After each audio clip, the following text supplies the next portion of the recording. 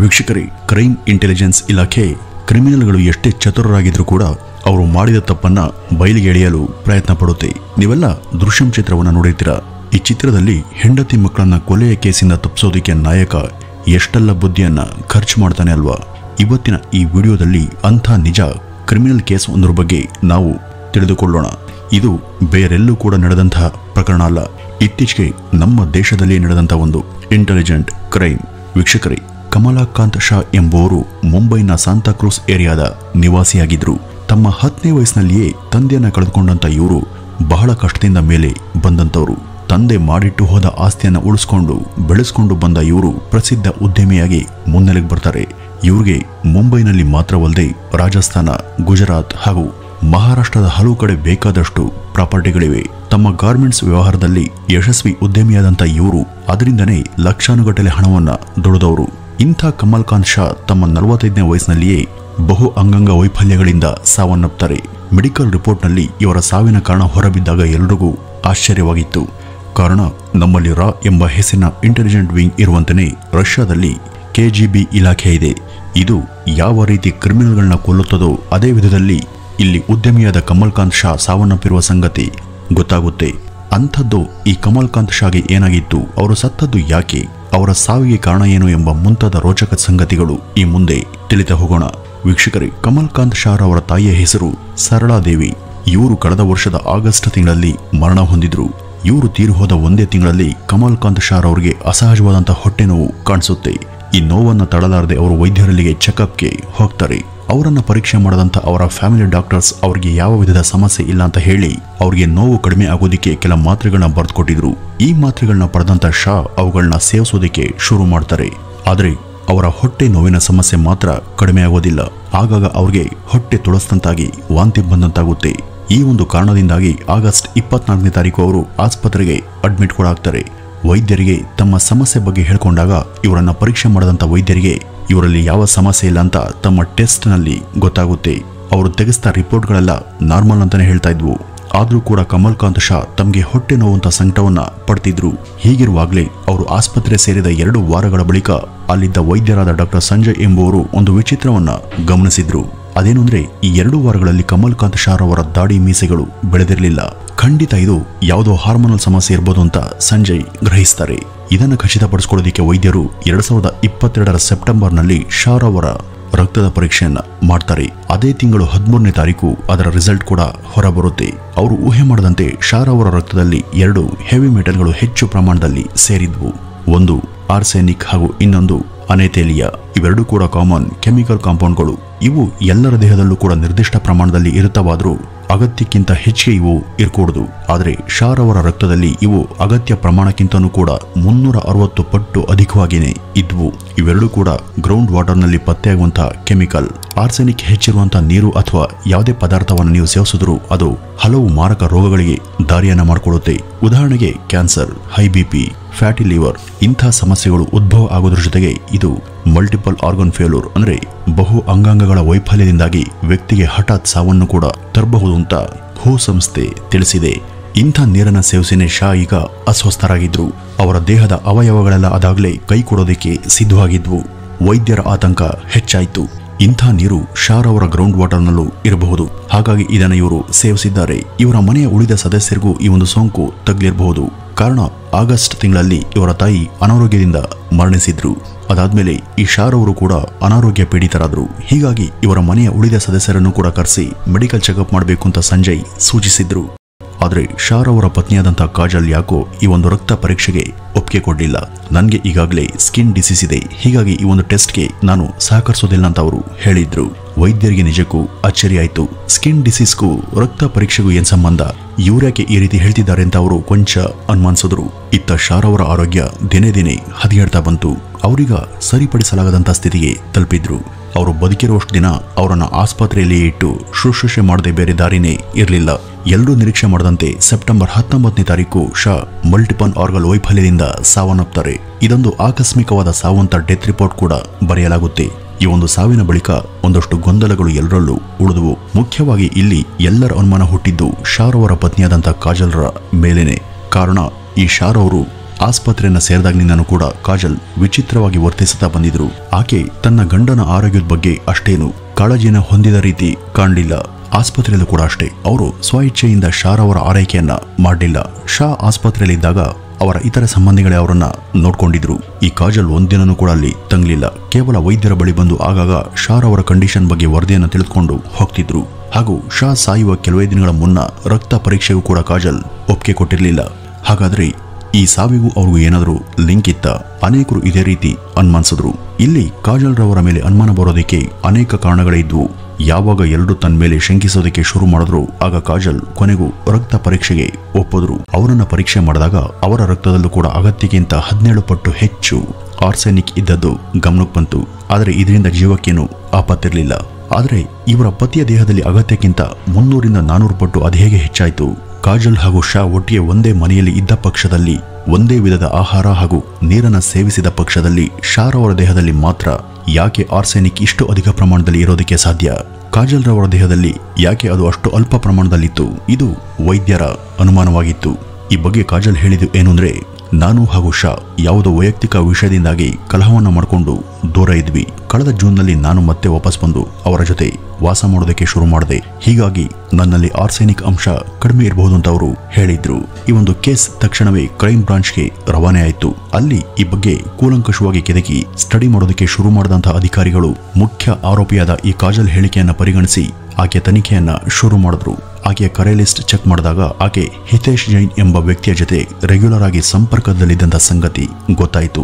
ಈ ಹಿತೇಶ್ ಜೈನ್ ಬೇರೆ ಯಾರೂ ಅಲ್ಲ, ಈತ ಈ ಕಾಜಲ್ಳ ಬಾಲ್ಯ ಸ್ನೇಹಿತ. ಈತನಿಗೂ ಕೂಡ ಈಗಾಗಲೇ ಮದುವೆ ಆಗಿತ್ತು. ಇತ್ತ ಕಾಜಲ್ ಹಾಗೂ ಶಾ ಇಬ್ರು 2002ರಲ್ಲಿಯೇ ಮದುವೆ ಆಗಿದ್ರು. ಅವ್ರಿಗೂ ಕೂಡ ಇಬ್ರು ವಯಸ್ಸಿಗೆ ಬಂದ ಮಕ್ಕಳು ಕೂಡ ಇದ್ರು. ಆದ್ರೂ ಕೂಡ ಕಾಜಲ್ ತನ್ನ ಸ್ನೇಹಿತನಾದಂಥ ಹಿತೇಶ್ನಲ್ಲಿ ಅನುರಕ್ತಳಾಗಿದ್ಲು. ಈ ಇಬ್ರು ಕೂಡ ಶಾಗೆ ಗೊತ್ತಿಲ್ಲದೇನೆ ಅನೇಕ ಕಡೆ ಓಡಾಡ್ಕೊಂಡು ಸುತ್ತಾಡ್ಕೊಂಡಿದ್ರು. ಕದ್ದು ಮುಚ್ಚಿ ಇವರು ಕಳೆದ 7-8 ವರ್ಷಗಳಿಂದಲೂ ಕೂಡ ಹೀಗೆ ಅಕ್ರಮ ಸಂಬಂಧದಲ್ಲಿದ್ದಂಥ ಸಂಗತಿ ಪೊಲೀಸರಿಗೆ ತಡವಾಗಿ ಗೊತ್ತಾಯಿತು. ಶಾ ಬದುಕಿದ್ದಾಗ ಈಗ 2 ವರ್ಷಗಳ ಹಿಂದೆ ಅವರು ತಮ್ಮ ಪತ್ನಿಯ ಈ ದ್ರೋಹದ ಬಗ್ಗೆ ತಿಳಿದು ಶಾಕ್ ಆಗಿದ್ರು. ತನ್ನ ಜೊತೆ 18 ವರ್ಷ ಸಂಸಾರ ಮಾಡಿ ತನ್ನೆರಡು ಮಕ್ಕಳಿಗೆ ತಾಯಿಯಾದ ಕಾಜಲ್ ಈ ರೀತಿ ಪರ ಪುರುಷನೊಂದಿಗೆ ಆಸಕ್ತಿ ವಹಿಸಿರೋದನ್ನು ಕಂಡಾಗ ಓರ್ವ ಗಂಡನಾಗಿ ಈ ಶಾಗೆ ಹೇಗನ್ಸಿರ್ಬೇಡ. ಇದೇ ವಿಷಯವಾಗಿ ಅವರಿಬ್ಬರ ನಡುವೆ ಕಲಹ ಏರ್ಪಟ್ಟಿತ್ತು. ಗಂಡ ಹೆಂಡತಿ ನಿತ್ಯ ಜಗಳಾಡ್ತಿದ್ರು. ಆಗ ಕಾಜಲ್ಗೆ 18 ವರ್ಷದ ಮಗಳು ಹಾಗೂ 15 ವರ್ಷದ ಮಗ ಕೂಡ ಇದ್ರು. ಶಾ ಜೊತೆ ಬಾಳೋದಕ್ಕೆ ಆಗದೆ ಕಾಜಲ್ ಆತನಿಂದ ಅನಧಿಕೃತವಾಗಿ ದೂರವಾಗಿದ್ಲು. ಇತ್ತ ಕಾಜಲ್ ಹಾಗೂ ಹಿತೇಶ್ ಮದುವೆ ಆಗೋದಕ್ಕೆ ಬಯಸಿದ್ರು. ಆದ್ರೆ ಈ ಒಂದು ಸಮಯದಲ್ಲಿ ಮದುವೆ ಆದ್ರೆ ಸಮಾಜದಲ್ಲಿ ತಮ್ಗಿರುವಂತಹ ಸ್ಟೇಟಸ್ಗೆ ಮಸಿ ಬಳದ ರೀತಿ ಆಗುತ್ತೆ ಅಂತ ಅವ್ರಿಗೆ ಗೊತ್ತಿತ್ತು. ಕಾಜಲ್ ಈಗ ಇನ್ನೊಬ್ಬನನ್ನ ಮದುವೆ ಆಗ್ಬೇಕು ಅಂದ್ರೆ ಮೊದಲು ಪತಿಯಿಂದ ಶಾಶ್ವತವಾಗಿ ದೂರವಾಗಬೇಕು, ಇಲ್ಲಾಂದ್ರೆ ಪತಿಯನ್ನ ಯಮಲೋಕಕ್ಕೆ ಪಾರ್ಸಲ್ ಮಾಡಬೇಕು. ಇಲ್ಲಿ ಅವರಿಬ್ರು ಸೇರಿ ಈ ಎರಡನೇ ಆಯ್ಕೆಯನ್ನೇ ಮಾಡ್ಕೊಂಡಿದ್ರು. ಶಾನನ್ನ ಕೊಲ್ಲೋದಕ್ಕೆ ಅವರು ನಿರ್ಧರಿಸಿದ್ರು. ಶಾನನ್ನ ಕೊಂದ್ರೆ ಹಲವು ವಿಧದಲ್ಲಿ ಲಾಭ ಇತ್ತು. ಒಂದು, ಅವರಿಬ್ರು ಯಾರ ಅಡೆತಡೆ ಇಲ್ಲದೆ ಮದುವೆ ಆಗೋದು. ಇನ್ನೊಂದು, ಈ ಶಾರವರ ಎಲ್ಲ ಆಸ್ತಿ ಪಾಸ್ತಿ ಹಾಗೂ ಪ್ರಾಪರ್ಟಿಗೂ ಅವರೇ ಲೀಗಲ್ ಓನರ್ಸ್ ಆಗಬಹುದಿತ್ತು. ಈಗ ಈ ಶಾರವರ ಕೊಲೆಯ ನೇತೃತ್ವವನ್ನ ಈ ಹಿತೇಶ್ ವಹಿಸಿಕೊಂಡಿದ್ದ. ಆಗ ಈ ಹಿತೇಶ್ ಈ ಶಾನನ್ನ ಹೇಗೆ ಕೊಲ್ಲಬಹುದು ಅಂತ ಇಂಟರ್ನೆಟ್ ಹಾಗೂ ಇತರ ಕಡೆ ಅನುಮಾನ ಬಾರದ ರೀತಿ ಹೇಗೆ ಕೊಲ್ಲಬಹುದು ಅಂತ ಸರ್ಚ್ ಮಾಡಿದ್ದ. ಆಗ ಅವನ ಗಮನ ಸೆಳೆದದ್ದು 2021ರ ಏಪ್ರಿಲ್ನಲ್ಲಿ ನಡೆದಿದ್ದಂತಹ ವರುಣ್ ಅರೋರಾ ಎಂಬಾತನ ಒಂದು ವಿಲಕ್ಷಣ ಪ್ರಕರಣ. ಇಲ್ಲಿ ವರುಣ್ ಎಂಬಾತ ತನ್ನ ಮನೆಯವರನ್ನು ಕೊಲ್ಲೋದಿಕ್ಕೆ ತಿನ್ನುವ ಮಾಂಸಾಹಾರದಲ್ಲಿ ಆರ್ಸೆನಿಕ್ ಅಂಶವನ್ನು ಸಾಕಷ್ಟು ಬೆರೆಸಿ ಕೊಂದಿದ್ದ. ಅದನ್ನ ಸೇವಿಸಿದಂತ ಅವರೆಲ್ಲ ಹತರಾಗಿದ್ರು. ಇದೇ ಪ್ಲಾನ್ ಅನ್ನ ಈ ಶಾರವರ ಹತ್ಯೆಯೂ ಕೂಡ ಬಳಸ್ಕೊಂಡ್ರೆ ಹೇಗೆ ಎಂಬ ವಿಲಕ್ಷಣ ಯೋಚನೆ ಈ ಹಿತೇಶ್ಗೆ ಬಂದಿತ್ತು. ಆದರೆ ಅಲ್ಲಿ ವರುಣ್ ಅರೋರಾ ಮಾಡಿದಂಥ ಒಂದು ಎಡವಟ್ಟು ಏನಂದ್ರೆ, ಅವನು ಮನೆಯವರು ತಿನ್ನುವಂಥ ಮೀನೂಟದಲ್ಲಿ ಅತ್ಯಧಿಕ ಪ್ರಮಾಣದ ಆರ್ಸೆನಿಕ್ ಅನ್ನ ಒಂದೇ ಸಲ ಇಂಜೆಕ್ಟ್ ಮಾಡಿ ಅವರ ದಿಢೀರ್ ಸಾವಿಗೆ ಕಾರಣನಾಗಿದ್ದ. ಅದರ ಮರಣೋತ್ತರ ಪರೀಕ್ಷೆಯಲ್ಲಿ ಇದು ಗೊತ್ತಾಗಿ ಅವನನ್ನ ತಕ್ಷಣ ಬಂಧಿಸಲಾಯಿತು. ಆದರೆ ತಾವು ಹೀಗೆ ಪೊಲೀಸರ ಕೈಗೆ ಸಿಕ್ಕಾಕೋಬಾರದು ಅಂತ ಹಿತೇಶ್ ಈ ಆರ್ಸೆನಿಕ್ ಅಂದ್ರೆ ಏನು, ಇದು ಹೇಗೆ ಕೆಲಸ ಮಾಡುತ್ತೆ, ವ್ಯಕ್ತಿಯೊಬ್ಬನನ್ನ ಅಣುವಾಗಿ ಕೊಲ್ಲೋದಕ್ಕೆ ಇದನ್ನ ಯಾವ ರೀತಿ ಬಳಸಬೇಕು ಅಂತ ಇಂಟರ್ನೆಟ್ನಲ್ಲಿ ಸರ್ಚ್ ಅನ್ನ ಮಾಡಿ ತಿಳ್ಕೊಂಡ. ಅಂತರ್ಜಾಲ ಆತನಿಗೆ ಈ ಬಗ್ಗೆ ಸಾಕಷ್ಟು ಅಧಿಕೃತ ಮಾಹಿತಿಯನ್ನ ಕೊಟ್ಟಿತ್ತು. ಹಾಗಾಗಿನೇ ಆತ ಇದನ್ನ ಮೊದಲು ಈ ಶಾರವರ ತಾಯಿಯ ಮೇಲೇನೆ ಪ್ರಯೋಗವನ್ನ ಮಾಡಿದ್ರು. ಇಲ್ಲಿ ಶಾರನ್ನ ಕೊಂದ್ರು ಕೂಡ ಅವರ ಆಸ್ತಿ ಅನುಭವಿಸೋದಕ್ಕೆ ಅವ್ರಿಗಿದ್ದಂಥ ಅಡ್ಡಿ ಅವರ ತಾಯಿಯಾದಂಥ ಸರಳಾದೇವಿ. ಈಕೆಯನ್ನೇ ಮೊದಲು ಮುಗಿಸ್ ಹಾಕಿದ್ರೆ ಅವನನ್ನ ನಂತರ ಕೊಂದು ಆಸ್ತಿಯನ್ನ ನಿರಾತಂಕವಾಗಿ ಅನುಭವಿಸಬಹುದು ಅಂತ ಅವರ ಅಭಿಪ್ರಾಯವಾಗಿತ್ತು. ಹೀಗಾಗಿನೇ ಸರಳಾದೇವಿ ಸೇವಿಸ್ತಿದ್ದಂಥ ನೀರು ಹಾಗೂ ಇತರ ಸೇವನೆಯ ಸಾಮಗ್ರಿಯಲ್ಲಿ ಆರ್ಸೆನಿಕ್ ಬೆರೆಸಿದಂಥ ಕಾಜಲ್ ಸರಳಾದೇವಿ ಅಸ್ವಸ್ಥಳಾಗುವ ಹಾಗೆ ಮಾಡಿದ್ರು. ಇದೇ ಕಾರಣಕ್ಕೆ ಅವರು ತೀರು ಹೋದ್ರು. ನಂತರ ಇದಾಗಿ ಒಂದೇ ತಿಂಗಳ ಅವಧಿಯಲ್ಲಿ ಈ ಶಾ ಕೂಡ ಇದೇ ವಿಧದಲ್ಲಿ ಸಾಯ್ತಾರೆ. ಅವರು ಸತ್ತ ಮೇಲೆ ತನ್ನ ಮೈಯಲ್ಲೂ ಕೂಡ ಆರ್ಸೆನಿಕ್ ಇದೆ ಅಂತ ವೈದ್ಯರನ್ನ ನಂಬಿಸುವ ಸಲುವಾಗಿನೇ ಕಾಜಲ್ ಟೆಸ್ಟ್ನ ಹಿಂದಿನ ದಿನ ಕೊಂಚ ಪ್ರಮಾಣದ ಆರ್ಸೆನಿಕ್ ಸೇವನೆಯನ್ನ ಮಾಡಿದ್ಲು. ಈ ಒಂದು ಸಂಗತಿ ಕೂಡ ಪೊಲೀಸ್ ತನಿಖೆ ವೇಳೆ ಅವ್ರಿಗೆ ಗೊತ್ತಾಯ್ತು. ಯಾವಾಗ ಇದರ ಹಿಂದಿನ ಅಸಲಿ ಸಂಗತಿಗಳು ಹೊರಬಂದು ಆಗ ಪೊಲೀಸ್ ಹಿತೇಶ್ ಹಾಗೂ ಕಾಜಲ್ ಇಬ್ಬರನ್ನು ಕೂಡ ವಶಪಡೆದು ಬಂಧಿಸಿದ್ರು. ಒಟ್ಟಾರೆ ತಮ್ಮ ಸ್ವಾರ್ಥಕ್ಕಾಗಿ ಕಾಜಲ್ ಹಾಗೂ ಹಿತೇಶ್ ಎಸಗಿದಂಥ ಕೃತ್ಯದಿಂದಾಗಿ ಪೊಲೀಸ್ ಇಲಾಖೆನೇ ದಿಗ್ಭ್ರಾಂತಗೊಂಡಿತ್ತು. ಈಕೆಗೆ ಇನ್ನೊಬ್ಬರ ಮೇಲೆ ಇಷ್ಟ ಇದ್ದಿದ್ರೆ ಲಕ್ಷಣವಾಗಿ ಡಿವೋರ್ಸ್ ಅನ್ನ ಪಡೆದೇ ಹೊರಟು ಹೋಗಬಹುದಿತ್ತು. ಆದರೆ ಯಾರೊಂದು ಆಸ್ತಿಗಾಗಿ ದಿಢೀರನೆ ಶ್ರೀಮಂತರಾಗೋದಿಕ್ಕೆ ಈ ರೀತಿ 2 ಮುಗ್ಧ ಜೀವಗಳನ್ನ ಬಲಿ ಕೊಡುವಷ್ಟು ಕಟಕರಾಗಬಾರದು ಎಂಬುದು ಪೊಲೀಸರ ಅಭಿಪ್ರಾಯವಾಗಿತ್ತು. ಇಲ್ಲಿ ಎಲ್ಲರೂ ಕೂಡ ಶ್ರೀಮಂತರಾಗಬೇಕು ಅಂತ ಆಸೆ ಇರುತ್ತೆ. ಆಸೆ ಇರೋದೇನು ತಪ್ಪಲ್ಲ, ಆದರೆ ಅದನ್ನ ಸ್ವಂತ ಪರಿಶ್ರಮದಿಂದ ಸಾಧಿಸಬೇಕೇ ಹೊರತು ಅನ್ಯಾಯವಾಗಿ ಈ ರೀತಿ ಇನ್ನೊಬ್ಬರ ಸಮಾಧಿಯನ್ನ ಕಟ್ಟಿ ಲೂಟಿಯನ್ನ ಮಾಡಬಾರದು. ವೀಕ್ಷಕರೇ, ಪ್ರೀತಿಸೋದಾಗ್ಲಿ ಅಥವಾ ತನ್ನಿಷ್ಟದಂತೆ ಬದುಕುವ ಬಗ್ಗೆ ಕನಸನ್ನ ಕಾಣೋದಾಗ್ಲಿ ತಪ್ಪಲ್ಲ. ಆದ್ರೆ ಅದಕ್ಕಾಗಿ ಬೇರೆಯವರನ್ನ ಅಮಾನುಷವಾಗಿ ಬಲಿ ಕೊಡೋದು ಇದೆಯಲ್ಲ, ಅದು ರಾಕ್ಷಸತ್ವ. ಮನುಷ್ಯರಾದವರು ಯಾವತ್ತೂ ಕೂಡ ಇಂಥ ಕ್ರೌರ್ಯ ಹಾಗೂ ರಾಕ್ಷಸತನವನ್ನ ಮೆರಿಬಾರದು. ಇವತ್ತಿನ ಈ ಒಂದು ಎಪಿಸೋಡ್ ಕೂಡ ಇದಕ್ಕೆ ಸಂಬಂಧಪಟ್ಟಿದೆ. ಈತನ ಹೆಸರು ಆನಂದ್ ಕಾಂಬ್ಳಿ. ಈತ ಮೂಲತಃ ಪುಣೆಯ ಅವನ್ ಬಳಿಯ ಅಂಬೇಡ್ಕರ್ ಕಾಲೋನಿಯ ನಿವಾಸಿಯಾಗಿದ್ದಂತಹ ಆನಂದ್ ಕಾಂಬ್ಳಿ ತಮ್ಮ ಕುಟುಂಬದ ಹಿರಿಯ ಮಗ. ಅವ್ರ ತಮ್ಮನಿಗೂ ಕೂಡ ಮದುವೆಯಾಗಿತ್ತು. ಆದ್ರೂ ಇಡೀ ಕುಟುಂಬದ ಜವಾಬ್ದಾರಿ ಆನಂದ್ ಕಾಂಬ್ಳಿಯ ಹೆಗಲ ಮೇಲಿತ್ತು. ಇದೇ ಕಾರಣಕ್ಕೆ ಆತ ಮದುವೆ ಕೂಡ ಆಗಿರ್ಲಿಲ್ಲ. ಲೈಫಲ್ಲಿ ಸೆಟಲ್ ಆದ ಬಳಿಕವಷ್ಟೇ ಮದುವೆಯ ಮಾತು ಅಂತ ಆನಂದ್ ಕಾಂಬ್ಳಿ ನಿರ್ಧರಿಸಾಗಿತ್ತು. ಈತ ಅಂಬೇಡ್ಕರ್ ಕಾಲೋನಿಯಲ್ಲಿ ರೇಡಿಯಂ ನಂಬರ್ ಪ್ಲೇಟ್ಗಳ ವಿಲೇವಾರಿಯಲ್ಲಿ ತೊಡಗಿದವನು. ಅದಕ್ಕೆ ಸಂಬಂಧಪಟ್ಟ ಹಾಗೆ ಒಂದು ಶಾಪನ್ನು ಕೂಡ ಇಟ್ಕೊಂಡಿದ್ದ. ಆನಂದ್ ಬೇರೆ ಕಡೆ ಇನ್ನೊಂದು ಶಾಪನ್ನ ತೆರೆಯುವ ಯೋಜನೆಯನ್ನ ಹಾಕೊಂಡಿದ್ದ. ಅದೊಂದಾದ್ರೆ ಅಲ್ಲಿಗೆ ಜೀವನ ಒಂದು ಹಂತಕ್ಕೆ ಬರೋದ್ರಲ್ಲಿತ್ತು. ಇನ್ನು ಆನಂದ್ ಮದುವೆಯೂ ಕೂಡ ಒಪ್ಪಿದ್ದ. ಇದೇ ಸಮಯದಲ್ಲಿ ಅವರಿಗೆ ದೂರದ ನೆಂಟರ ಕಡೆ ಸಂಬಂಧ ಒಂದು ಪರಿಚಯ ಆಗಿತ್ತು. ಆ ಕುಟುಂಬದ ಯುವತಿ ಹೆಸರು ದೀಕ್ಷಾ. ಎಲ್ಲವೂ ಕೂಡ ಒಪ್ಪಿತವಾಗಿ ಎರಡೂ ಕುಟುಂಬಗಳ ಇಚ್ಛೆಯ ಮೇರೆಗೆ 2018ರ ಏಪ್ರಿಲ್ನಲ್ಲಿ ನಿಶ್ಚಿತಾರ್ಥ ನೆರವೇರಿ ಮೇ ತಿಂಗಳಲ್ಲಿ ಆನಂದ್ ಹಾಗೂ ದೀಕ್ಷಾರ ಮದುವೆ ಜರುಗುತ್ತೆ. ಈ ನವ ಜೋಡಿ ಹನಿಮೂನ್ಗೆ ಸಿದ್ಧರಾಗ್ತಾರೆ. ಎಲ್ಲ ಬಗೆಯ ಸಂಭ್ರಮ ಹಾಗೂ ಜೋಶ್ನಲ್ಲಿ ಕಾರ್ ಏರಿ ಕುಳಿತ ಅವರಿಗೆ ಈ ಹನಿಮೂನ್ನ ಯಾನವೇ ತಮ್ಮ ಬದುಕಿನ ಅತ್ಯಂತ ದಾರುಣ ಯಾನವಾಗಲಿರುವಂತಹ ಬಗ್ಗೆ ಸಣ್ಣ ಸುಳಿವು ಇರಲಿಲ್ಲ. ಮದುವೆ ನಡೆದು ಇನ್ನು ಸರಿಯಾಗಿ 2 ವಾರ ಕೂಡ ಮುಗ್ದಿರಲಿಲ್ಲ. ಹನಿಮೂನ್ಗೆ ಅಂತ ಹೊರಟ ಜೋಡಿಗೆ ಮುಂದೆ ಎದುರಾಗಲಿರುವಂತಹ ಘೋರ ಸನ್ನಿವೇಶದ ಅರಿವಿರಲಿಲ್ಲ. ವೀಕ್ಷಕರ, ಆನಂದ್ ಕಾಂಬ್ಳಿಯ ದಾರುಣ ಸಾವು ಆತ ವಾಸವಿದ್ದ ಅಂಬೇಡ್ಕರ್ ಕಾಲೋನಿಯ ಸುತ್ತ ಇರುವಂತಹ ರಾಜಕೀಯ ವಲಯದಲ್ಲಿ ತೀವ್ರ ಸಂಚಲನವನ್ನ ಸೃಷ್ಟಿ ಮಾಡಿತು. ಉಭಯ ರಾಜಕೀಯ ನಾಯಕರುಗಳೇ ಈ ಒಂದು ಸಾವಿನಿಂದ ವಿಚಲಿತರಾಗಿದ್ರು. ಅಲ್ಲಿ ಈ ಒಂದು ಸಾವು ಒಂದು ರಾಜಕೀಯ ದಳ್ಳುರಿಯನ್ನ ಹುಟ್ಟುಹಾಕಿತ್ತು. ಹೀಗಾಗಿ ಈ ಕೊಲೆಯ ಬಗ್ಗೆ ಸೂಕ್ತ ಪೊಲೀಸ್ ತನಿಖೆ ಹಾಕಬೇಕು ಅಂತ ಸಾರ್ವಜನಿಕರಿಂದ ಆಗ್ರಹಗಳು ಕೇಳಿಬಂದ್ವು. ಯಾಕೆಂದ್ರೆ ಈ ಆನಂದ್ ಅಲ್ಲಿ ಕೇವಲ ಒಬ್ಬ ಖಾಸಗಿ ಉದ್ಯಮಿ ಮಾತ್ರ ಆಗಿರಲಿಲ್ಲ. ಅವನು ಅಲ್ಲಿನ RPI ಎಂಬ ಸರ್ಕಾರಿ ಸಂಘದ ಸದಸ್ಯರಾಗಿದ್ದವನು. ಅಂದರೆ ಇದು ಬಹುಮಟ್ಟಿಗೆ ರಾಜಕೀಯದ ದುರುದ್ದೇಶದಿಂದನೇ ನಡೆದಿರುವಂತಹ ಕೊಲೆ ಇರಬೇಕು ಅಂತ ನಿಮ್ಮಲ್ಲಿ ಬಹುತೇಕರು ಈಗ ಚಿಂತಿಸ್ತಿರಬಹುದು. ಆದ್ರೆ ಅದು ನಿಮ್ಮ ತಪ್ಪು ಕಲ್ಪನೆ. ವೀಕ್ಷಕರೇ, ಆನಂದ್ ಕಾಂಬ್ಳಿಯದ್ದು ಸ್ಪಷ್ಟವಾಗಿ ಒಂದು ಹತ್ಯೆನೇ ಆಗಿದ್ರೂ ಕೂಡ ಅದು ನಡೆದದ್ದು ರಾಜಕೀಯ ಕಾರಣದಿಂದಾಗ್ಲಿ ಅಥವಾ ರಾಜಕೀಯ ವ್ಯಕ್ತಿಗಳಿಂದಾಗ್ಲಿ ಅಲ್ಲ. ಅವನನ್ನ ಮುಗಿಸಿದ್ದು ಯಾರು ಗೊತ್ತಾ? 2 ವಾರಗಳ ಹಿಂದಷ್ಟೇ ಅವನ ಕೈ ಹಿಡಿದಿದ್ದಂತಹ ಅವನ ಪ್ರಿಯ ಮಡದಿಯಾದಂತಹ ದೀಕ್ಷಾ. ಈ ಜೋಡಿ 2 ವಾರಗಳ ಹಿಂದಷ್ಟೇ ಅಂದ್ರೆ 2018ರ ಮೇ 18ನೇ ತಾರೀಕು ಪುಣೆಯಲ್ಲಿ ಮದುವೆಯಾಗಿದ್ರು. ಇದಾಗಿ ಜೂನ್ 2ರಂದು ತಮ್ಮ ಹನಿಮೂನ್ಗೆ ಸಿದ್ಧರಾಗಿದ್ದ ಇವರು ಪುಣೆಯ ಹಿಲ್ ಸ್ಟೇಷನ್ಗಳಾದಂತಹ ಮಹಾಬಲೇಶ್ವರ್ ಹಾಗೂ ಪಂಚದಣ್ಣಿ ಜಾಗಗಳನ್ನ ಸುತ್ತಿ ಬರುವ ಯೋಜನೆಯನ್ನ ಹಾಕೊಂಡಿದ್ರು. ಇಲ್ಲಿ ಈ ಹನಿಮೂನ್ಗೆ ಕೇವಲ ಆನಂದ್ ಹಾಗೂ ದೀಕ್ಷಾ ಮಾತ್ರ ಹೋಗದೆ ಅವರ ಜೊತೆ ಇನ್ನೊಂದು ನವಜೋಡಿ ಕೂಡ ಬರುವ ಬಗ್ಗೆ ಮಾತಾಗಿತ್ತು. ಅವರೇ ರಾಜೇಶ್ ಹಾಗೂ ಕಲ್ಯಾಣಿ. ರಾಜೇಶ್ ಆನಂದನ ಗೆಳೆಯ. ಹೀಗಾಗಿ ಈ 2 ಜೋಡಿಗಳು ಅವತ್ತು ಹನಿಮೂನ್ ಟ್ರಿಪ್ಗೆ ಚಾಲನೆ ಕೊಟ್ರು.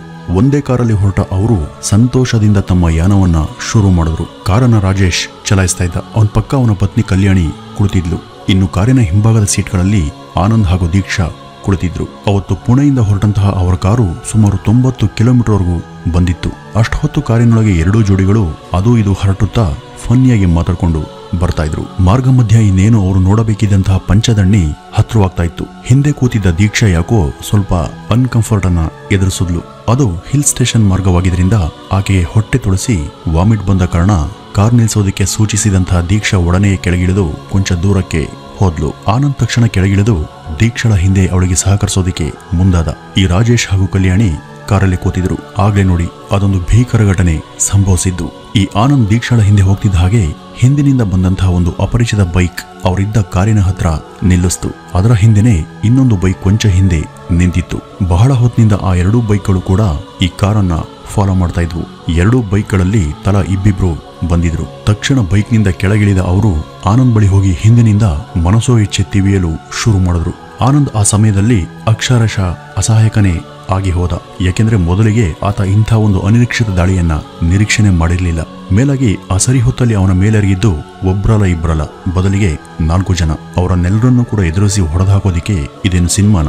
ಆನಂದ್ ರಕ್ತದ ಮಡುವಲ್ಲಿ ಬಿದ್ದು ಮೂರ್ಛೆ ಹೋಗಿದ್ದ. ಆಗ ಈ ಆಗಂತುಕರು ಅಲ್ಲಿಂದ ಪರಾರಿಯಾಗ್ತಾರೆ. ದೀಕ್ಷಾ ಕಿರಿಚಿಕೊಳ್ಳುವಾಗ ಕಾರಲ್ಲಿದ್ದ ರಾಜೇಶ್ ಕಲ್ಯಾಣಿ ಕೂಡ ಈ ಒಂದು ಭೀಕರ ದುರಂತದಿಂದ ತಾವು ಕೂಡ ಅತೀವ ಶಾಕ್ಗೆ ಒಳಗಾಗಿದ್ರು. ಇತ್ತ ಕೂಡಲೇ ಎಚ್ಚೆತ್ತ ರಾಜೇಶ್ ತನ್ನ ಸ್ನೇಹಿತನನ್ನ ಹತ್ತಿರದ ಆಸ್ಪತ್ರೆಗೆ ಸಾಗಿಸ್ತಾ. ಗಂಭೀರ ಗಾಯಗಳಿಗೆ ಒಳಗಾಗಿದ್ದಂತಹ ಆನಂದ್ ಆಸ್ಪತ್ರೆಗೆ ಹೋಗುವ ಮುನ್ನವೇ ಸಾವನ್ನಪ್ಪಿದ್ದಾನೆಂತ ಆಸ್ಪತ್ರೆ ಸಿಬ್ಬಂದಿ ತಿಳಿಸಿದ್ರು. ಇಷ್ಟೆಲ್ಲವೂ ಕೂಡ ಅಲ್ಲಿ ಕೆಲವೇ ನಿಮಿಷಗಳ ಒಳಗಾಗಿ ನಡೆದು ಹೋಗಿತ್ತು. ಮುಗ್ಧ ಆನಂದ್ನ ಪ್ರಾಣ ಅಪರಿಚಿತ ಆಗಂತುಕರ ದಾಳಿಯಿಂದ ಸ್ಥಳದಲ್ಲೇ ಹಾರು ಹೋಗಿತ್ತು. ಇತ್ತ ಕೂಡಲೇ ಎಚ್ಚೆತ್ತ ರಾಜೇಶ್ ಸಂಬಂಧಪಟ್ಟ ಸ್ಟೇಷನ್ಗೆ ಹೋಗಿ ಅಲ್ಲಿ ನಡೆದ ಪ್ರತಿಯೊಂದನ್ನು ಕೂಡ ವಿವರವಾಗಿ ಅವ್ರಿಗೆ ತಿಳಿಸಿ ಈ ಹತ್ಯೆ ತನಿಖೆ ಆಗಬೇಕು ಅಂತ ಆಗ್ರಹಿಸಿದ್ದ. ಇತ್ತ ಪೊಲೀಸರು ದೀಕ್ಷಾಳ ಸ್ಟೇಟ್ಮೆಂಟ್ ಅನ್ನು ಕೂಡ ಪಡೆದ್ರು. ಆಕೆ ಆ ರಾತ್ರಿ ಅವರು ತನ್ನ ಮಾಂಗಲ್ಯ ಕಸಿಯಲು ಬಂದಿದ್ರು, ತಡೆಯಲು ಹೋದ ಆನಂದ್ ಮೇಲೆ ದಾಳಿ ಮಾಡಿದ್ರು ಅಂತ ತಿಳಿಸಿದ್ಲು. ಇಲ್ಲಿಯೇ ನೋಡಿ ಪೊಲೀಸರಿಗೆ ಅನುಮಾನ ಬಂದಿದ್ದು. ದೀಕ್ಷಾ ಅವರು ಬಂದಿದ್ದು ರಾಬರಿ ಅಂತ ಹೇಳಿದ್ಲು. ಆದರೆ ಆನಂದ್ನ ಮೈ ಮೇಲೆ ನಡೆದಿದ್ದ ಹಲ್ಲೆಗಳು ರಾಬರಿ ನಡೆಯುವಾಗ ಉಂಟಾಗುವ ಹಲ್ಲೆಗಳಲ್ಲ, ಅವು ತೀರಾ ಬರ್ಬರವಾಗಿದ್ವು. ಕಳ್ತನ ಮಾಡೋದಕ್ಕೆ ಬಂದವರು ಅಷ್ಟು ತೀವ್ರವಾಗಿ ಹಲ್ಲೆ ಮಾಡೋದಕ್ಕೆ ಸಾಧ್ಯ ಇಲ್ಲ. ಆದ್ರೆ ಇಲ್ಲಿ ಆನಂದ್ ಮೈ ಮೇಲಿನ ಗುರುತುಗಳನ್ನ ನೋಡಿದ್ರೆ ಬಂದವರಿಗೆ ರಾಬರಿಗಿಂತಲೂ ಅವನನ್ನ ಕೊಲ್ಲಬೇಕೆಂಬ ಉದ್ದೇಶವಿದ್ದಂತೆ ಕಾಣ್ತಾ ಇತ್ತು. ಪೊಲೀಸರು ಕೂಡಲೇ ಅಲರ್ಟ್ ಆದ್ರು. ಅವರು ಮೊದಲು ದೀಕ್ಷಾಳ ಮೊಬೈಲ್ ಕರೆಯನ್ನ ಚೆಕ್ ಮಾಡಿದ್ರು. ಇದರಲ್ಲಿ ಒಂದು ಕಾಮನ್ ನಂಬರ್ಗೆ ದೀಕ್ಷಾ ಆಗಾಗ ಕರೆ ಮಾಡಿದ್ದು ಹಾಗೂ ಅದರ ಜೊತೆ ನಿತ್ಯ ಸಂಪರ್ಕದಲ್ಲಿ ಇದ್ದದ್ದು ಅವ್ರ ಗಮನಕ್ಕೆ ಬರುತ್ತೆ. ಆ ನಂಬರ್ ಯಾರದು ಅಂತ ಚೆಕ್ ಮಾಡಿದಾಗ ಯಾರೋ ನಿಖಿಲ್ ಎಂಬ ಹೆಸರಿನ ವ್ಯಕ್ತಿಯದಾಗಿತ್ತು. ಅವತ್ತು ಹತ್ಯೆ ನಡೆಯುವ ಹಿಂದಿನ ರಾತ್ರಿ ಕೂಡ, ಅಂದ್ರೆ ಜೂನ್ 1 ಶುಕ್ರವಾರ ಮಧ್ಯರಾತ್ರಿವರೆಗೂ ಈ ನಂಬರಿನ ಜೊತೆ ದೀಕ್ಷಾ ಚಾಟ್ ನಡೆಸಿದ್ಲು. ಈಗ ಪೊಲೀಸರ ಅನುಮಾನ ಬಲವಾಯಿತು. ಅವರು ಇದ್ರ ಬಗ್ಗೆ ಕೂಲಂಕಷವಾಗಿ ಆಕೆಯನ್ನ ವಿಚಾರಣೆ ಮಾಡಿದಾಗ ದೀಕ್ಷಾ ಎಲ್ಲವನ್ನೂ ಕೂಡ ಒಂದೇ ಹೇಳಿಕೆಯಲ್ಲಿ ಒಪ್ಕೊಂಡಿದ್ಲು. ಇದು ನಿಶ್ಚಿತವಾಗಿ ಆಕೆ ನಡೆಸಿದ್ದ ಯೋಜಿತ ಹತ್ಯಾಕಾಂಡವಾಗಿತ್ತು. ಇದಕ್ಕೆ ಮುಖ್ಯ ಕಾರಣ ಆಕೆಗೆ ಈ ಮದುವೆಯಲ್ಲಿ ಆಸಕ್ತಿನೇ ಇರಲಿಲ್ಲ. ಇದು ದೀಕ್ಷಾಗೊಂದು ಬಲವಂತದ ಮದುವೆಯಾಗಿತ್ತು. ಆಕೆ ಈ ಮುನ್ನ ನಿಖಿಲ್ ಎಂಬಾತನನ್ನ ಪ್ರೀತಿ ಮಾಡಿ ಯಾರಿಗೂ ಗೊತ್ತಾಗದ ಹಾಗೆ ಗುಟ್ಟಾಗಿ ಮದುವೆ ಕೂಡ ಆಗಿದ್ರು. ನಿಖಿಲ್ ಓರ್ವ ಲ್ಯಾಂಡ್ ಡೀಲರ್ ಆಗಿದ್ದವನು. ದೀಕ್ಷಾ ಈತನ ಜೊತೆ ಗುಟ್ಟಾಗಿ ಮದುವೆ ಕೂಡ ಆಗಿದ್ಲು. ಆದ್ರೆ ನಿಖಿಲ್ನ ಸಂಬಂಧ ಆಕೆ ಮನೆಯವರಿಗೆ ಸುತಾರಾಮ್ ಇಷ್ಟ ಇರಲಿಲ್ಲ. ದೀಕ್ಷಾ ಆತನೊಂದಿಗೆ ಮದುವೆಯಾದ ಸಂಗತಿ ಯಾರಿಗೂ ಕೂಡ ಗೊತ್ತಿರಲಿಲ್ಲ. ಯಾರಿಗೂ ತಿಳಿಯದೆ ಎಲ್ಲಿಯಾದ್ರೂ ಓಡು ಹೋಗಿ ಸಂಸಾರ ಮಾಡುವ ಬಗ್ಗೆ ಅವರು ಲೆಕ್ಕ ಹಾಕಿದ್ರು. ಆದ್ರೆ ಆಕೆಯ ಮನೆಯಲ್ಲಿ ತುಂಬಾ ಆತುರವಾಗಿ ಈ ಆನಂದ್ ಜೊತೆ ಮದುವೆ ಮಾಡಿಸಿದ್ರು. ಬೇರೆ ಮಾರ್ಗವಿಲ್ಲದೆ ಮದುವೆಗೆ ಒಪ್ಪಿದ ದೀಕ್ಷಾ ಆಕೆಯ ನಿಶ್ಚಿತಾರ್ಥದ ದಿನನೇ ನಿಖಿಲ್ಗೆ ಈ ಬಗ್ಗೆ ತಿಳಿಸಿ ಇಬ್ರು ಕೂಡ ಆನಂದನ್ನ ಉಪಾಯವಾಗಿ ಕೊಲ್ಲಬೇಕು ಅಂತ ಕಟುಕ ನಿರ್ಧಾರಕ್ಕೆ ಬಂದಿದ್ರು. ತಮ್ಮ ಹನಿಮೂನ್ ಪ್ರಯಾಣದ ವಿವರವನ್ನ ನಿಖಿಲ್ಗೆ ತಿಳಿಸಿದ ದೀಕ್ಷಾ ಅವತ್ತು ತಮ್ಮ ಲೊಕೇಶನ್ ಕೂಡ ನಿಖಿಲ್ಗೆ ರವಾನಿಸಿದ್ಲು. ಇದರ ಆಧಾರವಾಗಿ ಒಂದಿನ ಮುನ್ನವೇ ಪಂಚದಣಿಗೆ ಬಂದಿದ್ದಂತಹ ನಿಖಿಲ್ ತನ್ನ ಬಳಿ ಸ್ವಲ್ಪ ಹಣ ಪೇರಿಸಿ ಅದರಿಂದ ಕಿಲ್ಲರ್ಗಳನ್ನ ಬುಕ್ ಮಾಡಿಕೊಂಡು ತನ್ನ ಬಳಿಯೇ ಇಟ್ಕೊಂಡಿದ್ದ. ಎಲ್ಲವೂ ಕೂಡ ದೀಕ್ಷಾ ಹಾಗೂ ನಿಖಿಲ್ ಎಣಿಸಿದ ಹಾಗೇನೆ ನಡೆದು ಹೋಯಿತು. ಹೀಗೆ ಒಂದೇ ದಿನದ ಒಳಗಾಗಿ ಈ ಇಡೀ ಪ್ರಕರಣದ ಅಸಲಿಯತ್ತನ್ನ ಭೇದಿಸಿದಂತಹ ಪೊಲೀಸರು ಆರೋಪಿಗಳಾದಂತಹ ದೀಕ್ಷಾ ಹಾಗೂ ನಿಖಿಲ್ನನ್ನು ಕೂಡ ಪತ್ತೆ ಹಚ್ಚಿ ಅರೆಸ್ಟ್ ಮಾಡಿದ್ರು. ತಮ್ಮ ಸೊಸೆಯ ಇನ್ನೊಂದು ಕರಾಳ ಮುಖದ ಬಗ್ಗೆ ಅರಿವೇ ಇರದಿದ್ದಂತಹ ಆನಂದ್ನ ತಾಯಿ ಸ್ತಂಭೀಭೂತರಾಗಿ ನಿಂತಿದ್ರು. ಅವರಿಗೆ ಸೊಸೆ ಹೀಗೆ ಮಾಡ್ತಾಳೆ ಅಂತ ಸಣ್ಣ ಅಂದಾಜು ಕೂಡ ಇರಲಿಲ್ಲ. ಬಲವಂತದ ಮದುವೆಯ ನರಕದ ದುಷ್ಟ ಪರಿಣಾಮ ಹೇಗಿರುತ್ತೆ ಅನ್ನೋದಕ್ಕೆ ಈ ಘಟನೆಯಿಂದ ಯಾರೇ ಆಗಲಿ ತಿಳಿಯಬಹುದಾಗಿದೆ. ವೀಕ್ಷಕರಲ್ಲಿ ದೀಕ್ಷಾಗೆ ಇದರ ಹೊರತು ಬೇರೆ ಬೇರೆ ಮಾರ್ಗಗಳು ಕೂಡ ಇದ್ವು. ಆಕೆ ನೇರವಾಗಿ ಆನಂದ್ಗಾಗ್ಲಿ ಅಥವಾ ಅವನ ತಂದೆ ತಾಯಿಗಾಗ್ಲಿ ಈ ಬಗ್ಗೆ ಸ್ಪಷ್ಟವಾಗಿ ತಿಳಿಸಬಹುದಿತ್ತು. ಇಲ್ಲವೇ ರಾತ್ರೋರಾತ್ರಿ ನಿಖಿಲ್ನ ಜೊತೆ ಓಡು ಹೋಗಿ ಎಲ್ಲಿಯಾದ್ರೂ ಜೀವಿಸಬಹುದಿತ್ತು. ಇಲ್ಲವೇ ಕಾನೂನಿನ ರಕ್ಷಣೆ ಪಡೆದು ತನ್ನಿಷ್ಟದ ಬದುಕನ್ನ ಹೊಂದಬಹುದಿತ್ತು. ಆದರೆ ಇದ್ಯಾವುದನ್ನು ಕೂಡ ಮಾಡದ ದೀಕ್ಷಾ ಅನ್ಯಾಯವಾಗಿ ಅಮಾಯಕನೊಬ್ಬನ ಜೀವವನ್ನು ಬಲಿ ಪಡೆದು ಅವನ ಪೋಷಕರಿಗೆ ಎಂದೂ ಮುಗಿಯದ ಕುರುಗನ್ನ ಕೊಟ್ಟು ಹೋದ್ಲು. ವೀಕ್ಷಕರೇ, ಗಂಡ ಹೆಂಡತಿಯರ ನಂಟು ಬ್ರಹ್ಮ ಬೆಸೆಯ ಗಂಟು ಎಂಬ ಮಾತಿದೆ. ಇವತ್ತಿನ ಈ ಒಂದು ವಿಡಿಯೋವನ್ನು ಶುರು ಮಾಡುವ ಮುನ್ನ ಈ ಒಂದು ಮಾತನ್ನ ಹೇಳಬೇಕು ಅನ್ನಿಸ್ತು. ವೀಕ್ಷಕರೇ, ಹೆಣ್ಣನ್ನ ಪೂಜೆ ಮಾಡುವಂಥ ನಾಡು ನಮ್ದು. ನಮ್ಮಲ್ಲಿ ಹೆಣ್ಣಿಗೆ ಪ್ರತ್ಯೇಕ ಸ್ಥಾನಮಾನ, ಗೌರವ ಎಲ್ಲ ಕೂಡ ಇದೆ ಅಲ್ವಾ? ಆದರೆ ಇಲ್ಲಿ ಹೇಳ್ತಿರುವಂತ ಈ ಘಟನೆ ಕೇಳಿದ್ರೆ ನೀವು ದಂಗು ಬಡಿಯೋದು ಖಚಿತ. ಇಡೀ ವಿಶಾಖಪಟ್ಟಣದಲ್ಲಿ ಸಂಚಲನ ಸೃಷ್ಟಿ ಮಾಡಿದಂಥ ಈ ಒಂದು ಕತೆ ಅತ್ಯಂತ ದಾರುಣ ಅಂತಾನೆ ಹೇಳಬಹುದು. ಇಡೀ ಪ್ರಕರಣ ದಿನೇ ದಿನೇ ಹೊಸ ಟ್ವಿಸ್ಟ್ ಅನ್ನ ಪಡಿತಾ ಇದೆ. ಈ ದುರಂತ ಕಥಾನಾಯಕನ ನತದೃಷ್ಟ ಪಾತ್ರಧಾರಿ ಹೆಸರು 40 ವರ್ಷ ವಯಸ್ಸಿನ ಬಿ ರಮೇಶ್ ಕುಮಾರ್. ಈತ ಓರ್ವ ಪೊಲೀಸ್ ಕಾನ್ಸ್ಟೇಬಲ್. 2009 ಬ್ಯಾಚ್ನ ಪೊಲೀಸ್ ಕಾನ್ಸ್ಟೇಬಲ್ ಆಗಿದ್ದಂತ ಈತ ನಿರ್ಮಲ ಮನಸ್ಸು, ಮುಗ್ಧತೆ, ಸಹಾಯ ಮಾಡುವಂತ ಸದ್ಗುಣನೇ ಇವನ ಆಸ್ತಿ. ಈತ ಶಿವಜ್ಯೋತಿ ಅಲಿಯಾಸ್ ಶಿವಾನಿ ಎಂಬಾಕೆಯನ್ನ ಮದುವೆಯಾಗಿರ್ತಾನೆ. ಶಿವಾನಿಯ ಸೌಂದರ್ಯಕ್ಕೆ ಮನಸೋತಂತ ರಮೇಶ್ 2012ರಲ್ಲಿ ಆಕೆಯನ್ನ ಕೈ ಹಿಡಿದಿದ್ದ. ಆದರೆ ಆಕೆಯ ಸೌಂದರ್ಯನೇ ಇವರ ಸಂಸಾರಕ್ಕೆ ಮುಳ್ಳಾಗುತ್ತೆ ಅಂತ ಯಾರೂ ಕೂಡ ಊಹಿಸಿರ್ಲಿಲ್ಲ. ಆಕೆಯ ಕೆಟ್ಟ ಕಾಮಾಂಧತೆ ತಮ್ಮ ಸಂಸಾರ ಮತ್ತು ಮುದ್ದು ಮಕ್ಕಳ ಜೀವನವನ್ನು ಹಾಳು ಮಾಡುತ್ತೆ ಅನ್ನೋ ಕಲ್ಪನೆ ರಮೇಶ್ಗೆ ಇರಲಿಲ್ಲ. ಅಸಲಿಗೆ ಇಲ್ಲಿ ನಡೆದದ್ದೇನು ಹೇಳ್ತೀನಿ ಕೇಳಿ ವೀಕ್ಷಕರೇ. ಇವರು ಮದುವೆಯಾದ ಹೊಸದರಲ್ಲಿ ಎಲ್ಲವೂ ಕೂಡ ಸುಗಮವಾಗಿತ್ತು. ಹೆಂಡತಿಯನ್ನ ಅತ್ಯಂತ ಪ್ರೀತಿಯಿಂದ ನೋಡ್ಕೊಳ್ತಿದ್ದ ಈ ರಮೇಶ್, ಆಕೆಗೂ ಅಷ್ಟೇ ಗಂಡನೇ ಆಗ ಸರ್ವಸ್ವ. ಇವರ ಸುಖ ಸಂಸಾರಕ್ಕೆ ಸಾಕ್ಷಿ ಎಂಬಂತೆ 2 ಮುದ್ದಾದ ಹೆಣ್ಮಕ್ಳಿದ್ರು. ಮಕ್ಕಳಂದ್ರೆ ರಮೇಶ್ಗೆ ಎಲ್ಲಿಲ್ಲದ ಪ್ರೀತಿ. ಮಕ್ಕಳಿಗೆ ಉನ್ನತ ವಿದ್ಯಾಭ್ಯಾಸ ಸಿಗಬೇಕು ಅಂತ ಕನಸನ್ನ ಕಂಡಿದ್ದಂತ ಈತ ದಿನರಾತ್ರಿ ಶ್ರಮಿಸಿ ಕಾಸಿಗೆ ಕಾಸನ್ನ ಕೂಡಿಡ್ತಿದ್ದ. ಹೇಗಾದ್ರೂ ಸರಿ ಒಬ್ಬ ಮಗಳನ್ನಾದ್ರೂ IPS ಮಾಡಿಸ್ಬೇಕು, ತನ್ನ ಸರ್ವಿಸ್ನಲ್ಲಿ ಇರುವಾಗಲೇ IPS ಆಗುವಂತ ಮಗಳಿಗೆ ಸೆಲ್ಯೂಟ್ ಹೊಡಿಬೇಕು ಅನ್ನೋ ಆಸೆ ಆತನಿಗಿತ್ತು. ಇದನ್ನ ಹಲವು ಬಾರಿ ಆತ ತನ್ನ ಆಪ್ತ ವಲಯದಲ್ಲೂ ಕೂಡ ಹಂಚಿಕೊಂಡಿದ್ದ. ಇತ್ತ ಶಿವಾನಿ ಸಾಮಾಜಿಕ ಜಾಲತಾಣಗಳಲ್ಲಿ ರೀಲ್ಸ್ ವಿಡಿಯೋವನ್ನ ಮಾಡ್ತಿದ್ಲು. ಇದು ಆಕೆಗೆ ಹವ್ಯಾಸ ಕೂಡ ಆಗಿತ್ತು. ಈ ರೀತಿ ಇವ್ರ ಜೀವನ ಸಾಕ್ತಾ ಇತ್ತು. ಆದ್ರೆ ಅದ್ಯಾರ ದೃಷ್ಟಿ ತಾಕ್ತೋ ಏನೋ, ಈಗ ಎಲ್ಲ ಛಿದ್ರ ಆಗಿದೆ. ತಮ್ಮ ಎದುರು ಮನೆಯಲ್ಲಿದ್ದಂತ ರಾಮರಾವ್ ಎಂಬಾತ ಈ ಶಿವಾನಿಯ ಅಂದಕ್ಕೆ ಮನಸೋತಿದ್ದ. ಆಗಾಗ ರಮೇಶ್ ಮನೆಗೆ ಬಂದು ಹೋಗ್ತಿದ್ದ. ಏನೇನೋ ನೆಪ ಒಡ್ಡಿ ರಮೇಶ್ ಮನೆಗೆ ಬರ್ತಿದ್ದ. ನಂತರ ಬರ್ತಾ ರಮೇಶ್ ಇಲ್ಲದೆ ಇರುವಾಗ್ಲೂ ಅವನ ಮನೆಗೆ ರಾಮರಾವ್ ಬರೋದು ಸಾಮಾನ್ಯವಾಗಿ ಹೋಯಿತು. ನಂತರ ಒಂದು ದಿನ ಅವನ ಕಾಮದಾಸೆಯನ್ನಾತ ಈ ಶಿವಾನಿ ಮುಂದೆ ವ್ಯಕ್ತಪಡಿಸಿದ್ದ. ಇದಕ್ಕೆ ಶಿವಾನಿ ಕೂಡ ಒಪ್ಪಿದ್ಲು. ಈ ಕಾಮ ಇರೋದವ್ರಿಗೆ ಭಯ ಅನ್ನೋದೇ ಇರೋದಿಲ್ಲ ಎಂಬ ಮಾತಿದೆ. ಇದಕ್ಕೆ ತಕ್ಕ ಉದಾಹರಣೆ ಶಿವಾನಿ ಮತ್ತು ರಾಮರಾವ್. ಮದುವೆ ಆಗಿ 2 ಹೆಣ್ಮಕ್ಳ ತಾಯಿಯಾದರೂ ಕೂಡ ಕ್ಷಣಿಕ ಸುಖಕ್ಕೆ ಆಸೆ ಪಟ್ಟಂತ ಈಕೆ ರಾಮರಾವ್ನನ್ನೇ ಹೆಚ್ಚು ಹಚ್ಕೊಂಡಿದ್ಲು. ಪರರ ಹೆಂಡತಿ ಸೋದರಿಗೆ ಸಮ ಅನ್ನೋದನ್ನ ಮರ್ತಂತ ಈ ಕಾಮಂದ ರಾಮರಾವ್ ಆಕೆ ಜೊತೆ ತನ್ನ ಈ ಕಳ್ಳಾಟವನ್ನ ಮುಂದುವರಿಸಿದ್ದ.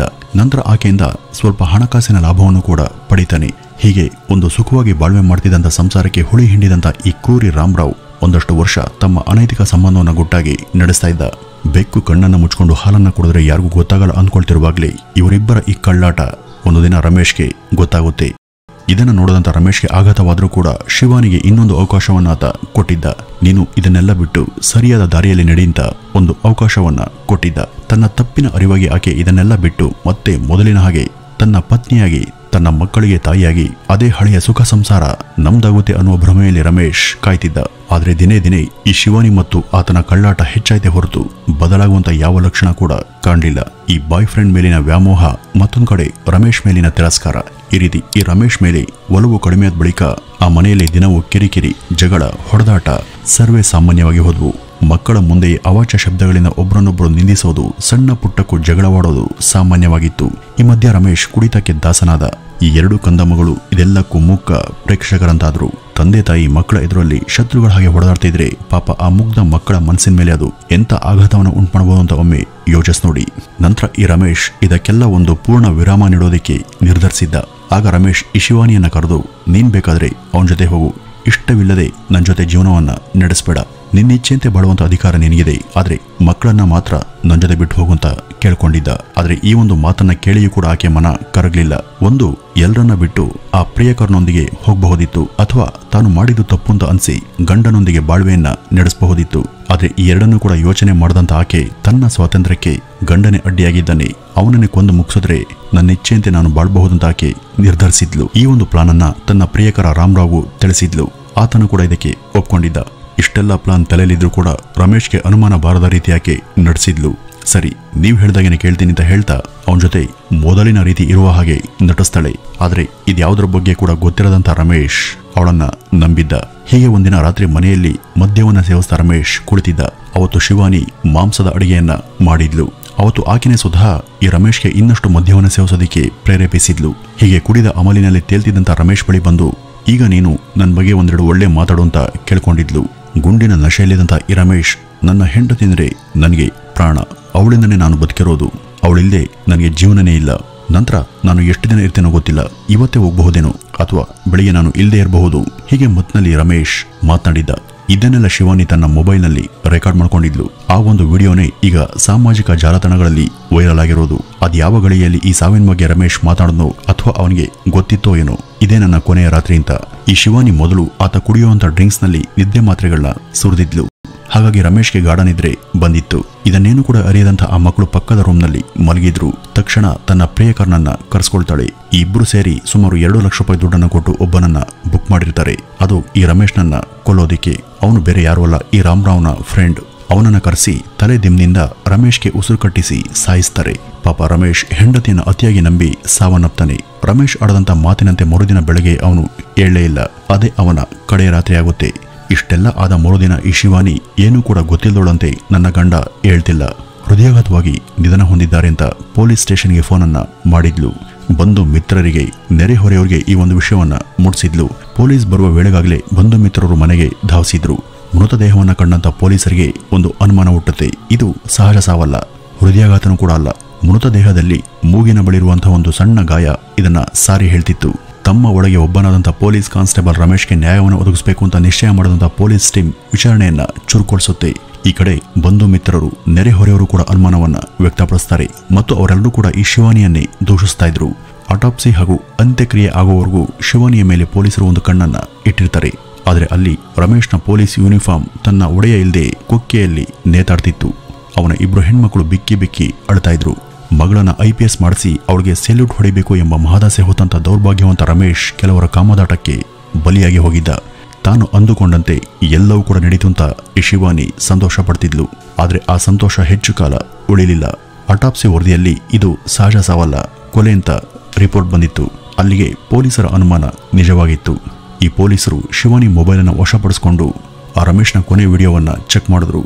ಆಗ ಅವರ ಅನುಮಾನ ಇನ್ನಷ್ಟು ಬಲವಾಯಿತು. ಯಾಕೆ ಈ ಒಂದು ವಿಡಿಯೋವನ್ನ ಮಾಡಿದೆಯಾ ಅಂತ ಕೇಳಿದಾಗ ಶಿವಾನಿ ಸುಮ್ಮನೆ ಅಂತ ಹೇಳಿದ್ಲು. ಆದರೆ ನಂತರ ಆಕೆಯ ಮೊಬೈಲ್ ಚಾಟ್, ಕಾಲ್ ರೆಕಾರ್ಡಿಂಗ್ ಮತ್ತು ಕಾಲ್ ಡೀಟೇಲ್ಸ್ ಅನ್ನ ಚೆಕ್ ಮಾಡಿದ್ರು. ನಂತರ ಪೊಲೀಸ್ ಸ್ಟೇಲಲ್ಲಿ ವಿಚಾರಣೆ ಮಾಡಿದಾಗ ಆಕೆ ಎಲ್ಲವನ್ನೂ ಕೂಡ ಬಾಯ್ಬಿಟ್ಲು. ತಕ್ಷಣ ಆತನ ಪ್ರಿಯಕರನನ್ನ ಬಂಧಿಸಿ ಪೊಲೀಸರು ಕರೆತಂದ್ರು. ತಮ್ಮ ಅಕ್ರಮ ಸಂಬಂಧಕ್ಕೆ ತನ್ನ ಗಂಡ ಅಡ್ಡವಾಗಿದ್ದರಿಂದ ಅವನನ್ನ ಕೊಂದ್ವಿ ಅಂತ ಆ ಇಬ್ರು ಒಪ್ಕೊಂಡಿದ್ರು. ನಂತರ ಬಂಗಾರವನ್ನು ಅಡ ಇಟ್ಟು 2 ಲಕ್ಷ ರೂಪಾಯಿಗೆ ಸುಪಾರಿ ಕೊಟ್ಟಿದ್ದನ್ನು ಕೂಡ ಒಪ್ಕೊಂಡ್ರು. ನಂತರ ಎಲ್ಲ ವಿಚಾರಣೆ ಬಳಿಕ A1 ಶಿವಾನಿ, A2 ಆಕೆಯ ಪ್ರಿಯಕರ ರಾಮರಾವ್, A3 ಆ ಸುಪಾರಿ ಕಿಲ್ಲರ್ ಇವರೆಲ್ಲರನ್ನೂ ಕೂಡ ಅರೆಸ್ಟ್ ಮಾಡಲಾಯಿತು. ಏನಾದರೂ ಆಗಲಿ, ಒಬ್ಬ ಸಹೃದಯ ವ್ಯಕ್ತಿಯಾದಂಥ ಶಿವಾನಿಗೆ ಮತ್ತೊಂದು ಅವಕಾಶನ ಕೊಡೋದಕ್ಕೆ ಸಿದ್ಧವಾಗಿದ್ದಂಥ ರಮೇಶ್ ಇನ್ನಿಲ್ಲ ಅನ್ನುವಂಥ ವಿಷಯ ಮನ ಕಲಕುವಂಥದ್ದು.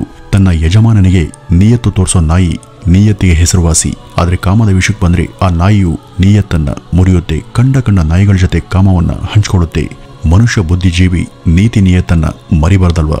ಇವರ ಈ ಕೆಟ್ಟ ಚಟಕ್ಕೆ ಯಾವುದೇ ಪಾಪ ಮಾಡದಂಥ ಆ ಮುದ್ದು ಮಕ್ಕಳ ಜೀವನ ಅನಾಥವಾಯಿತು. ಆ ಮಕ್ಕಳು ಕುಟುಂಬ ಇಲ್ಲದೆ ಅನಾಥರಾಗೋದು ಬೇರೆ.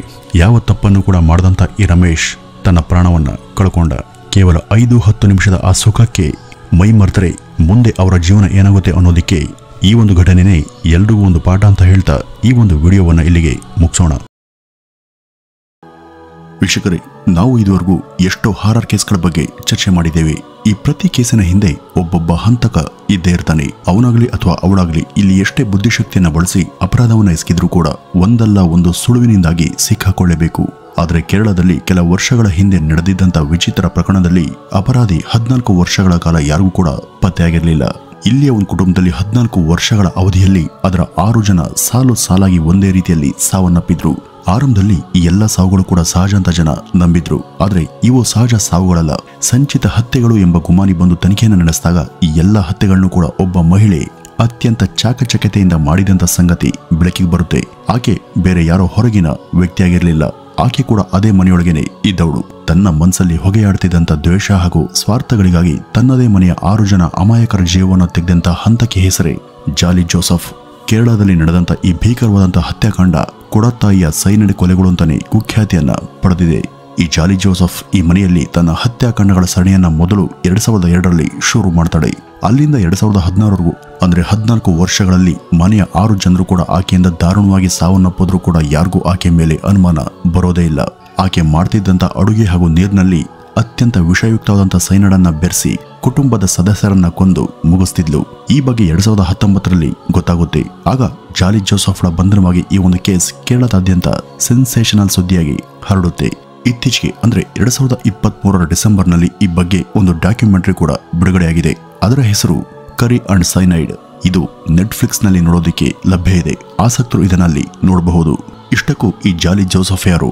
ಈಕೆ ಯಾಕಾಗಿ ಒಂದೇ ಮನೆಯ 6 ಜನರನ್ನ ಈ ರೀತಿ ನಿರ್ದಯವಾಗಿ ಕೊಂದು ಈಕೆಗೆ ಸೈನೈಡ್ ಎಲ್ಲಿಂದ ಬಂತು ಹಾಗೂ ಯಾರಿಂದ ಸಿಕ್ತು? ಈಕೆಗೆ ಇದ್ದಂತ ಉದ್ದೇಶ ಏನು? ಈಕೆ ಮೇಲೆ ಅನುಮಾನ ಹೇಗೆ ಬಂತು? ಪೊಲೀಸರು ಈಕೆಯನ್ನ ತಪ್ಪಿತಸ್ಥೆ ಅಂತ ನಿರೂಪಿಸಿದ್ದು ಹೇಗೆ? ಈ ಬಗ್ಗೆ ಜಾಲಿ ಜೋಸೆಫ್ ತಾನು ಬಾಯ್ಬಿಟ್ಟಂತ ಸಂಗತಿಗಳು ಏನು? ಬನ್ನಿ ವೀಕ್ಷಕರೇ, ಈ ಮೈ ನವೆರಳಿಸುವಂತ ಘಟನೆಯ ಬಗ್ಗೆ ಇವತ್ತಿನ ಈ ಒಂದು ವಿಡಿಯೋದಲ್ಲಿ ಆಸಕ್ತಿಕರವಾಗಿ ತಿಳಿತಾ ಹೋಗೋಣ.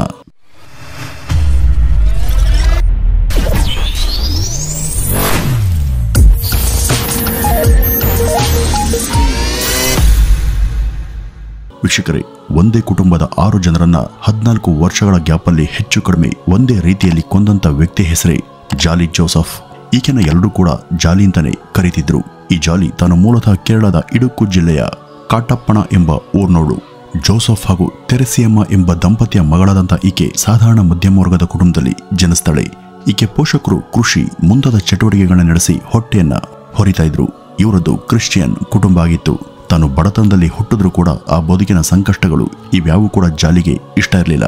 ಹೇಗಾದ್ರೂ ಈ ದರಿದ್ರ ಪರಿಸ್ಥಿತಿಯಿಂದ ಹೊರಬಂದು ತಾನು ಕೂಡ ಕೈತುಂಬ ಹಣ ಮಾಡಬೇಕು, ತನಗೂ ಕೂಡ ಈ ಐಶ್ವರ್ಯ ಬೇಕು, ಕೊನೆ ಪಕ್ಷ ಆಸ್ತಿ ಇರುವಂತ ಯಾರನ್ನಾದ್ರೂ ಒಬ್ಬರನ್ನ ಹುಡುಕಿ ಅವರನ್ನೇ ಮದುವೆ ಆಗಬೇಕು, ಆ ಒಂದು ಸಿರಿವಂತಿಕೆಯನ್ನು ಅನುಭವಿಸಬೇಕು ಅಂತ ಈ ಜಾಲಿ ಯೋಚಿಸ್ತಾ ಇದ್ಲು. ಆಕೆ ಪ್ರಾಪ್ತ ವಯಸ್ಸಿಗೆ ಬರ್ತಿದ್ದ ಹಾಗೇನೆ ಅಂತ ಸಿರಿವಂತ ಯುವಕರನ್ನ ಬೇಟೆಯಾಡೋದಕ್ಕೆ ಶುರು ಮಾಡ್ತಾಳೆ. ಆಗ ಯಾವುದೋ ಒಂದು ಗೃಹ ಪ್ರವೇಶದ ಸಮಾರಂಭವೊಂದರಲ್ಲಿ ಆಕೆಗೆ ಥಾಮಸ್ ಕುಟುಂಬದವರ ಪರಿಚಯ ಆಗುತ್ತೆ. ಟಾಮ್ ಥಾಮಸ್ ಹಾಗೂ ಅಣ್ಣಮ್ಮ ಥಾಮಸ್ ತಮ್ಮ ಕುಟುಂಬದ ಹಿರಿಯರಾಗಿದ್ರು. ಇವರು ಆಗರ್ಭ ಶ್ರೀಮಂತರು. ಹಾಗೆ ನೋಡಿದ್ರೆ ಇವರು ಜಾಲಿಯವರ ಕುಟುಂಬದ ದೂರದ ಸಂಬಂಧಿಗಳೇ ಆಗಿದ್ರು. ಇವರು ಮೂಲತಃ ಕೋಜಿಕೋಡಿ ಜಿಲ್ಲೆಯ ಕೊಡತ್ತಾಯಿ ಎಂಬಲ್ಲಿ ವಾಸ ಇದ್ರು. ಇವರಿಗೆ ಒಟ್ಟು 3 ಜನ ಮಕ್ಕಳು, ಅದರಲ್ಲಿ 2 ಗಂಡ್ಮಕ್ಳು ಹಾಗೂ 1 ಹೆಣ್ಮಗು. ಇವರ ಹಿರಿ ಮಗನ ಹೆಸರು ರಾಯ್ ಥಾಮಸ್. ಇವನ್ಗೆ ರೋಜೋ ಥಾಮಸ್ ಎಂಬ ಸಹೋದರ ಹಾಗೂ ರೇಂಜಿ ವಿಲ್ಸನ್ ಎಂಬ ತಂಗಿ ಇದ್ರು. ಈತನ ಪೋಷಕರು ಸಿರಿವಂತರು ಮಾತ್ರವಲ್ಲದೆ ಉತ್ತಮ ವಿದ್ಯಾವಂತರು, ಉದ್ಯೋಗಸ್ಥರು ಕೂಡ ಆಗಿದ್ರು. ಈ ಟಾಮ್ ಥಾಮಸ್ ಎಜುಕೇಶನ್ ಇಲಾಖೆಯಲ್ಲಿ ಉನ್ನತ ಸ್ಥಾನದಲ್ಲಿದ್ರೆ ಅಣ್ಣಮ್ಮ ಥಾಮಸ್ ಅಲ್ಲೊಂದು ಶಾಲೆಯಲ್ಲಿ ಶಿಕ್ಷಕಿಯಾಗಿದ್ರು. ಶಿಕ್ಷಣಕ್ಕೆ ಹೆಚ್ಚಿನ ಒತ್ತನ್ನು ಕೊಡ್ತಿದ್ದಂತ ಇವರು ತಮ್ಮ 3 ಜನ ಮಕ್ಕಳು ಕೂಡ ಉತ್ತಮ ವಿದ್ಯಾಭ್ಯಾಸವನ್ನು ಒದಗಿಸಿ ಸಮಾಜದಲ್ಲಿ ಅವರು ಗೌರವದಿಂದ ಬಾಳೋದಕ್ಕೆ ಬೇಕಾದಂತ ಎಲ್ಲ ವ್ಯವಸ್ಥೆಯನ್ನ ಕಲ್ಪಿಸಿದ್ರು. ಈ ಕುಟುಂಬಕ್ಕೆ ಸುತ್ತಮುತ್ತ ಉತ್ತಮ ರೆಪ್ಯುಟೇಷನ್ ಇತ್ತು. ಹಿರಿಯವರಾದಂಥ ರಾಯ್ ಥಾಮಸ್ ಸ್ವಂತವಾಗಿ ಬಿಸ್ನೆಸ್ ಮಾಡಿ ಮೇಲುಸ್ತರಕ್ಕೆ ಬಂದಿದ್ರು. ಈ ಜಾಲಿ ಜೋಸೆಫ್ಳ ಕಣ್ಣು ರಾಯ್ ಥಾಮಸ್ ಹಾಗೂ ಅವನ ಬಳಿ ಇದ್ದಂಥ ಹಣದ ಮೇಲೆ ಬಿದ್ದಿತ್ತು. ಅವನನ್ನ ತನ್ನ ಕಡೆ ಸೆಳೆಯುವ ಕಾರಣದಿಂದಾಗಿ ಅವನನ್ನ ಲವ್ ಮಾಡುವಂತ ನಾಟಕವನ್ನ ಶುರು ಮಾಡ್ತಾಳೆ. ಅವನಿಗೆ ತಾನೇ ಒಂದು ಪ್ರೇಮ ಪತ್ರವನ್ನ ಬರೆದಿದ್ಲು. ಅವಳ ಒಳಸಂಚು ಹಾಗೂ ನಿಜ ಉದ್ದೇಶ ತಿಳಿಯದಂತ ಅವನು ಅವಳು ತೋರಿಸ್ತಂತ ನಾಟಕದ ಪ್ರೀತಿಗೆ ಮರುಳಾಗಿ ತಾನು ಕೂಡ ಅವಳನ್ನ ಇಷ್ಟಪಡೋದಕ್ಕೆ ಶುರು ಮಾಡ್ತಾನೆ. ಈ ಒಂದು ವಿಷಯ ರಾಯ್ನ ಮನೆಯವ್ರಿಗೂ ಗೊತ್ತಾಗುತ್ತೆ. ಆದ್ರೆ ಅವ್ರಿಗೆ ಈ ಜಾಲಿಯನ್ನ ಮನೆಯ ಸೊಸೆಯಾಗಿ ಮಾಡ್ಕೊಳ್ಳೋದಕ್ಕೆ ಇಷ್ಟ ಇರಲಿಲ್ಲ. ಆದ್ರೆ ರಾಯ್ ಥಾಮಸ್ ಅವಳ ಬಲೆಯಲ್ಲಿ ಸಂಪೂರ್ಣ ಸಿಕ್ಕಾಕೊಂಡಿದ್ದ. ಮಗನ ಇಷ್ಟದ ವಿರುದ್ಧ ಹೋಗೋದಕ್ಕೆ ಮನ್ಸಾಗದೆ ಬೇರೆ ವಿಧಿ ಇಲ್ಲದೆ ಅವರು ಈ ಒಂದು ಮದುವೆಯನ್ನ ಒಪ್ಪಿಕೊಳ್ತಾರೆ. ಈ ಜಾಲಿ ತಾನು ಮಾಸ್ಟರ್ ಡಿಗ್ರಿ ಪದವೀಧರ ಅಂತ ಹೇಳಿದ ಕಾರಣ ಚೆನ್ನಾಗಿ ಓದಿಕೊಂಡಿರುವಂತ ಹೆಣ್ಮಗಳು ಅಂತ ಅವರು ಈ ಜಾಲಿಯನ್ನ ಮನೆ ಸೊಸೆ ಮಾಡ್ಕೊಳ್ಳೋದಕ್ಕೆ ಇದ್ದಂತ ಒಂದೇ ಒಂದು ಕಾರಣ ಆಗಿತ್ತು. 1992ರಲ್ಲಿ ರಾಯ್ ಹಾಗೂ ಜಾಲಿ ಇಬ್ಬರ ಮದುವೆ ನಡೆಯುತ್ತೆ. ಮದುವೆಯಾದ ಬಳಿಕ ಜಾಲಿ ಜೋಸೆಫ್ ನಿಧಾನವಾಗಿ ಮನೆಯವರೆಲ್ಲರ ಪ್ರೀತಿ ವಿಶ್ವಾಸವನ್ನ ಗಳಿಸ್ತಾ ಹೋಗ್ತಾಳೆ. ರಾಯ್ ಥಾಮಸ್ ಅವರ ತಂಗಿಯಾದಂಥ ರೇಂಜಿ ವಿಲ್ಸನ್ಗೆ ಜಾಲಿ ತುಂಬಾ ಹತ್ರ ಆಗಿದ್ಲು. ಮನೆಯ ಎಲ್ಲರೂ ಕೂಡ ಅವಳ ವರ್ತನೆಯಲ್ಲಿ ಇದ್ದಂತ ಮೃದು ನಡೆ, ಸಭ್ಯತೆ ಈ ಎಲ್ಲವನ್ನೂ ಕೂಡ ಇಷ್ಟಪಡ್ತಾರೆ. ಆದ್ರೆ ಇದೆಲ್ಲ ಜಾಲಿ ಅವರನ್ನ ಮರಳು ಮಾಡೋದಕ್ಕೆ ತಾನು ಬಳಸಿದಂತ ತಂತ್ರ ಮಾತ್ರ ಆಗಿತ್ತು. ಮನೆಯವರ ಪ್ರೀತಿ ಗಳಿಸೋದಕ್ಕೆ ಆಕೆ ಹೂಡಿದಂತ ನಾಟಕ ಅಷ್ಟೇ. ಆಕೆ ಮನೆಗೆ ಬಂದ ಕೆಲ ದಿನಗಳ ಬಳಿಕ ಮನೆ ಕೆಲಸ ಮಾಡಿಕೊಂಡು ಕಾಲ ಕಳೆದಿದ್ದಂತ ಜಾಲಿಯನ್ನ ಆಕೆಯ ಅತ್ತೆ ಕೆಲಸಕ್ಕೆ ಹೋಗೋದಕ್ಕೆ ಸೂಚಿಸ್ತಾರೆ. ಅಷ್ಟು ಓದಿದಂತ ಹೆಣ್ಮಗಳು ಮನೆಯಲ್ಲಿ ಕಾಲಹರಣ ಮಾಡೋದು ಸರಿಯಲ್ಲ, ಕೆಲಸಕ್ಕೆ ಹೋಗಿ ಹೊಸ ಜವಾಬ್ದಾರಿ ಹೊಂದಲಿ ಎಂಬುದು ಮನೆಯವರ ಆಶೆ ಆಗಿತ್ತು. ಆದರೆ ಜಾಲಿಗೆ ಅದು ಇಷ್ಟ ಇರಲಿಲ್ಲ. ಕಾರಣ ಆಕೆ ಅಷ್ಟೊಂದು ಓದಿರಲೇ ಇಲ್ಲ. ಹೌದು, ಇಂಟರ್ ಶಿಕ್ಷಣ ಮುಗಿಸಿದ್ದ ಜಾಲಿ ತಾನು ಮಾಸ್ಟರ್ ಡಿಗ್ರಿ ಓದಿದ್ದೇನೆಂತ ಸುಳ್ಳು ಹೇಳಿದ್ಲು. ಆಕೆಗೆ ಯಾವ ಕೆಲಸವನ್ನು ಕೂಡ ಮಾಡದೆ ಮನೆಯಲ್ಲಿ ಇದ್ಕೊಂಡು ಆ ಐಷಾರಾಮಿ ಬದುಕನ್ನು ಅನುಭವಿಸೋದು ಮಾತ್ರ ಬೇಕಿತ್ತು. ಹೀಗಿರುವಾಗ 1998ರಲ್ಲಿ ಆಕೆ ಗರ್ಭವತಿಯಾಗ್ತಾಳೆ. 1999ರಲ್ಲಿ ಆಕೆಗೆ ಮಗ ಒಬ್ಬ ಜನಿಸಿದ್ದ. ಅವನಿಗೆ ರೆಮೋ ಅಂತ ಹೆಸರಿಡುತ್ತಾರೆ. ಹೀಗಾಗಿ 1998 ಮತ್ತು 99ರ ಸಮಯದಲ್ಲಿ ಆಕೆಗೆ ಕೆಲಸಕ್ಕೆ ಹೋಗುವಂತ ಒತ್ತಡ ಕಡಿಮೆ ಆಯಿತು. ಇನ್ನು ಆಕೆ ಮಗ ಹುಟ್ಟಿದ ತಕ್ಷಣ ಮುಂದಿನ 2 ವರ್ಷಗಳವರೆಗೂ ಮಗನ ಲಾಲನೆಯಲ್ಲಿ ಕಾಲ ಕಳೆದಂತ ಅವಳಿಗೆ ಈ ಒಂದು ಅವಧಿಯಲ್ಲಿ ಅವಳ ಅತ್ತೆಯಿಂದ ಕೆಲಸಕ್ಕೆ ಹೋಗು ಎಂಬ ಒತ್ತಾಯ ಕೇಳಿ ಬರಲಿಲ್ಲ. ಆದ್ರೆ ಇದಾಗಿ 2001ರ ನಂತರ ಮತ್ತೆ ಆಕೆ ಅತ್ತೆ ಈಕೆಗೆ ಈಗಲಾದ್ರೂ ಕೆಲಸಕ್ಕೆ ಹೋಗುವಂತ ಸೂಚಿಸೋದಕ್ಕೆ ಶುರು ಮಾಡಿದ್ರು. ಈ ಜಾಲಿ ಜೋಸೆಫ್ ತಾನು MCom ಪದವೀಧರ ಅಂತ ಅವರನ್ನ ನಂಬಿಸಿದ್ಲು. ಯಾವುದೋ ನಕಲಿ ಸರ್ಟಿಫಿಕೇಟ್ ಅನ್ನ ಫೋರ್ಜರಿ ಮಾಡಿಕೊಂಡು ತನ್ನ ಬಳಿ ಇಟ್ಕೊಂಡಿದ್ಲು. ಅವುಗಳನ್ನ ತನ್ನ ಅತ್ತೆಗೂ ಕೂಡ ತೋರಿಸಿದ್ಲು. ಈ ಒಂದು ಸಮಯದಲ್ಲಿ ಅತ್ತೆಯಾದಂಥ ಅಣ್ಣಮ್ಮ ಥಾಮಸ್ ಕೂಡ ಕೆಲಸದಿಂದ ನಿವೃತ್ತರಾಗ್ತಾರೆ. ಅವರು ಮನೆಯಲ್ಲಿ ಇರುವಂತಾದಾಗ ಜಾಲಿಗೆ ಕೆಲಸಕ್ಕೆ ಹೋಗುವಂತ ಮತ್ತೆ ಮೇಲಿಂದ ಮೇಲೆ ಒತ್ತಾಯ ಬರತೊಡಗಿತ್ತು. ಅವರನ್ನ ನಂಬಿಸುವ ಸಲುವಾಗಿ ತನಗೆ ಹತ್ತಿರದ ಕಾಲೇಜೊಂದರಲ್ಲಿ ಅತಿಥಿ ಶಿಕ್ಷಕಿ ನೌಕರಿ ಸಿಕ್ಕಿದೆ ಅಂತ ತಿಳಿಸಿದ್ದ ಜಾಲಿ ದಿನವೂ ಬೆಳಗ್ಗೆ ಮನೆಯಿಂದ ಹೊರಟು ಸಂಜೆ ವಾಪಸ್ ಬರ್ತಿದ್ಲು. ಆದ್ರೆ ಆಕೆಗೆ ಯಾವ ಕೆಲಸ ಕೂಡ ಸಿಕ್ಕಿರ್ಲಿಲ್ಲ. ಕೊಟ್ಟಾಯಂ ಕಾಲೇಜಲ್ಲಿ ತನಗೆ ಕೆಲಸ ಸಿಕ್ಕಿದೆ ಅಂತ ಹೇಳಿ ದಿನವೆಲ್ಲ ಎಲ್ಲಿ ಹೋಗ್ತಿದ್ಲು, ಏನ್ ಮಾಡ್ತಾ ಕಾಲವನ್ನ ಕಳೆದಿದ್ಲು ಎಂಬುದು ಮಾತ್ರ ಇವತ್ತಿಗೂ ಕೂಡ ನಿಗೂಢವಾಗಿಯೇ ಉಳಿದು ಹೋಗಿದೆ. ಈ ಜಾಲಿ ಜೋಸೆಫಳ ಗೋಮುಖವಾಗದಂತ ದುಷ್ಟ ಬುದ್ಧಿಗೆ ಆ ಮನೆಯಲ್ಲಿ ಮೊದಲು ಬಲಿಯಾಗಿದ್ದು ಆಕೆಯ ಅತ್ತೆಯಾದಂಥ ಅಣ್ಣಮ್ಮ ಥಾಮಸ್. ತಾನು ಹೇಳಿದ್ದ ಸುಳ್ಳು ಈಕೆಗೆ ಎಲ್ಲಿ ಗೊತ್ತಾಗುತ್ತೋ ಎಂಬ ಭಯ ಆ ಜಾಲಿಗಿತ್ತು. ಮೇಲಾಗಿ ಈಗ ಈ ಒಂದು ಜಾಬ್ನ ನಾಟಕವನ್ನ ತಾನು ಆಡ್ತಾ ಇದ್ದದ್ದೇ ತನ್ನ ಅತ್ತೆಗಾಗಿ. ಆಕೆಯನ್ನೇ ಮೊದಲು ತೆಗೆದುಬಿಟ್ರೆ ಒಂದು ದೊಡ್ಡ ಸಮಸ್ಯೆ ಇಲ್ಲದಂತಾಗುತ್ತೆ ಅಂತ ಲೆಕ್ಕ ಹಾಕ್ತಂತ ಜಾಲಿ 2002ರಲ್ಲಿ ತನ್ನ ಅತ್ತೆಯನ್ನ ಮುಗಿಸುವಂತ ಹುನ್ನಾರವನ್ನ ನಡೆಸ್ತಾಳೆ. ಈ ಜಾಲಿ ಜೋಸೆಫ್ ಹತ್ತಿರದ ಒಂದು ವೆಟರ್ನರಿ ದವಾಖಾನೆಗೆ ಹೋಗಿ ಮನೆ ಹತ್ರ ಇರುವಂತ ಕೆಲ ಬೀದಿ ನಾಯಿಗಳಿಗೆ ವಿಷ ಬೇಕು ಅಂತ ಕೇಳಿ ಪಡಿತಾಳೆ. ಅದನ್ನ ತಂದು ದಿನ ಬೆಳಗ್ಗೆ ತನ್ನ ಅತ್ತೆಗೆ ಕೊಡುವಂತ ಸೂಪ್ನಲ್ಲಿ ಬೆರೆಸಿ ಕೊಡ್ತಾ ಇದ್ಲು. 2022 ಆಗಸ್ಟ್ 22ನೇ ತಾರೀಕು ಅದನ್ನ ಸೇವಿಸಿದಂತ ಅಣ್ಣಮ್ಮ ಅದರಲ್ಲಿ ಇದ್ದಂತ ವಿಷದ ಪ್ರಭಾವದಿಂದ ತಕ್ಷಣ ನೆಲಕ್ಕೆ ಕುಸಿದು ಸಾವನ್ನಪ್ತಾರೆ. ಜಾಲಿ ಜೋಸೆಫ್ಳ ಮೊದಲ ಕೊಲೆಯ ಸಂಚು ಈ ರೀತಿ ವರ್ಕೌಟ್ ಆಗಿತ್ತು. ವಯಸ್ಸಾದ ಕಾರಣ ಹೃದಯಾಘಾತದಿಂದ ಅವರು ಸಾವನ್ನಪ್ಪಿರಬಹುದು ಅಂತ ಎಲ್ಲರೂ ಭಾವಿಸ್ತಾರೆ.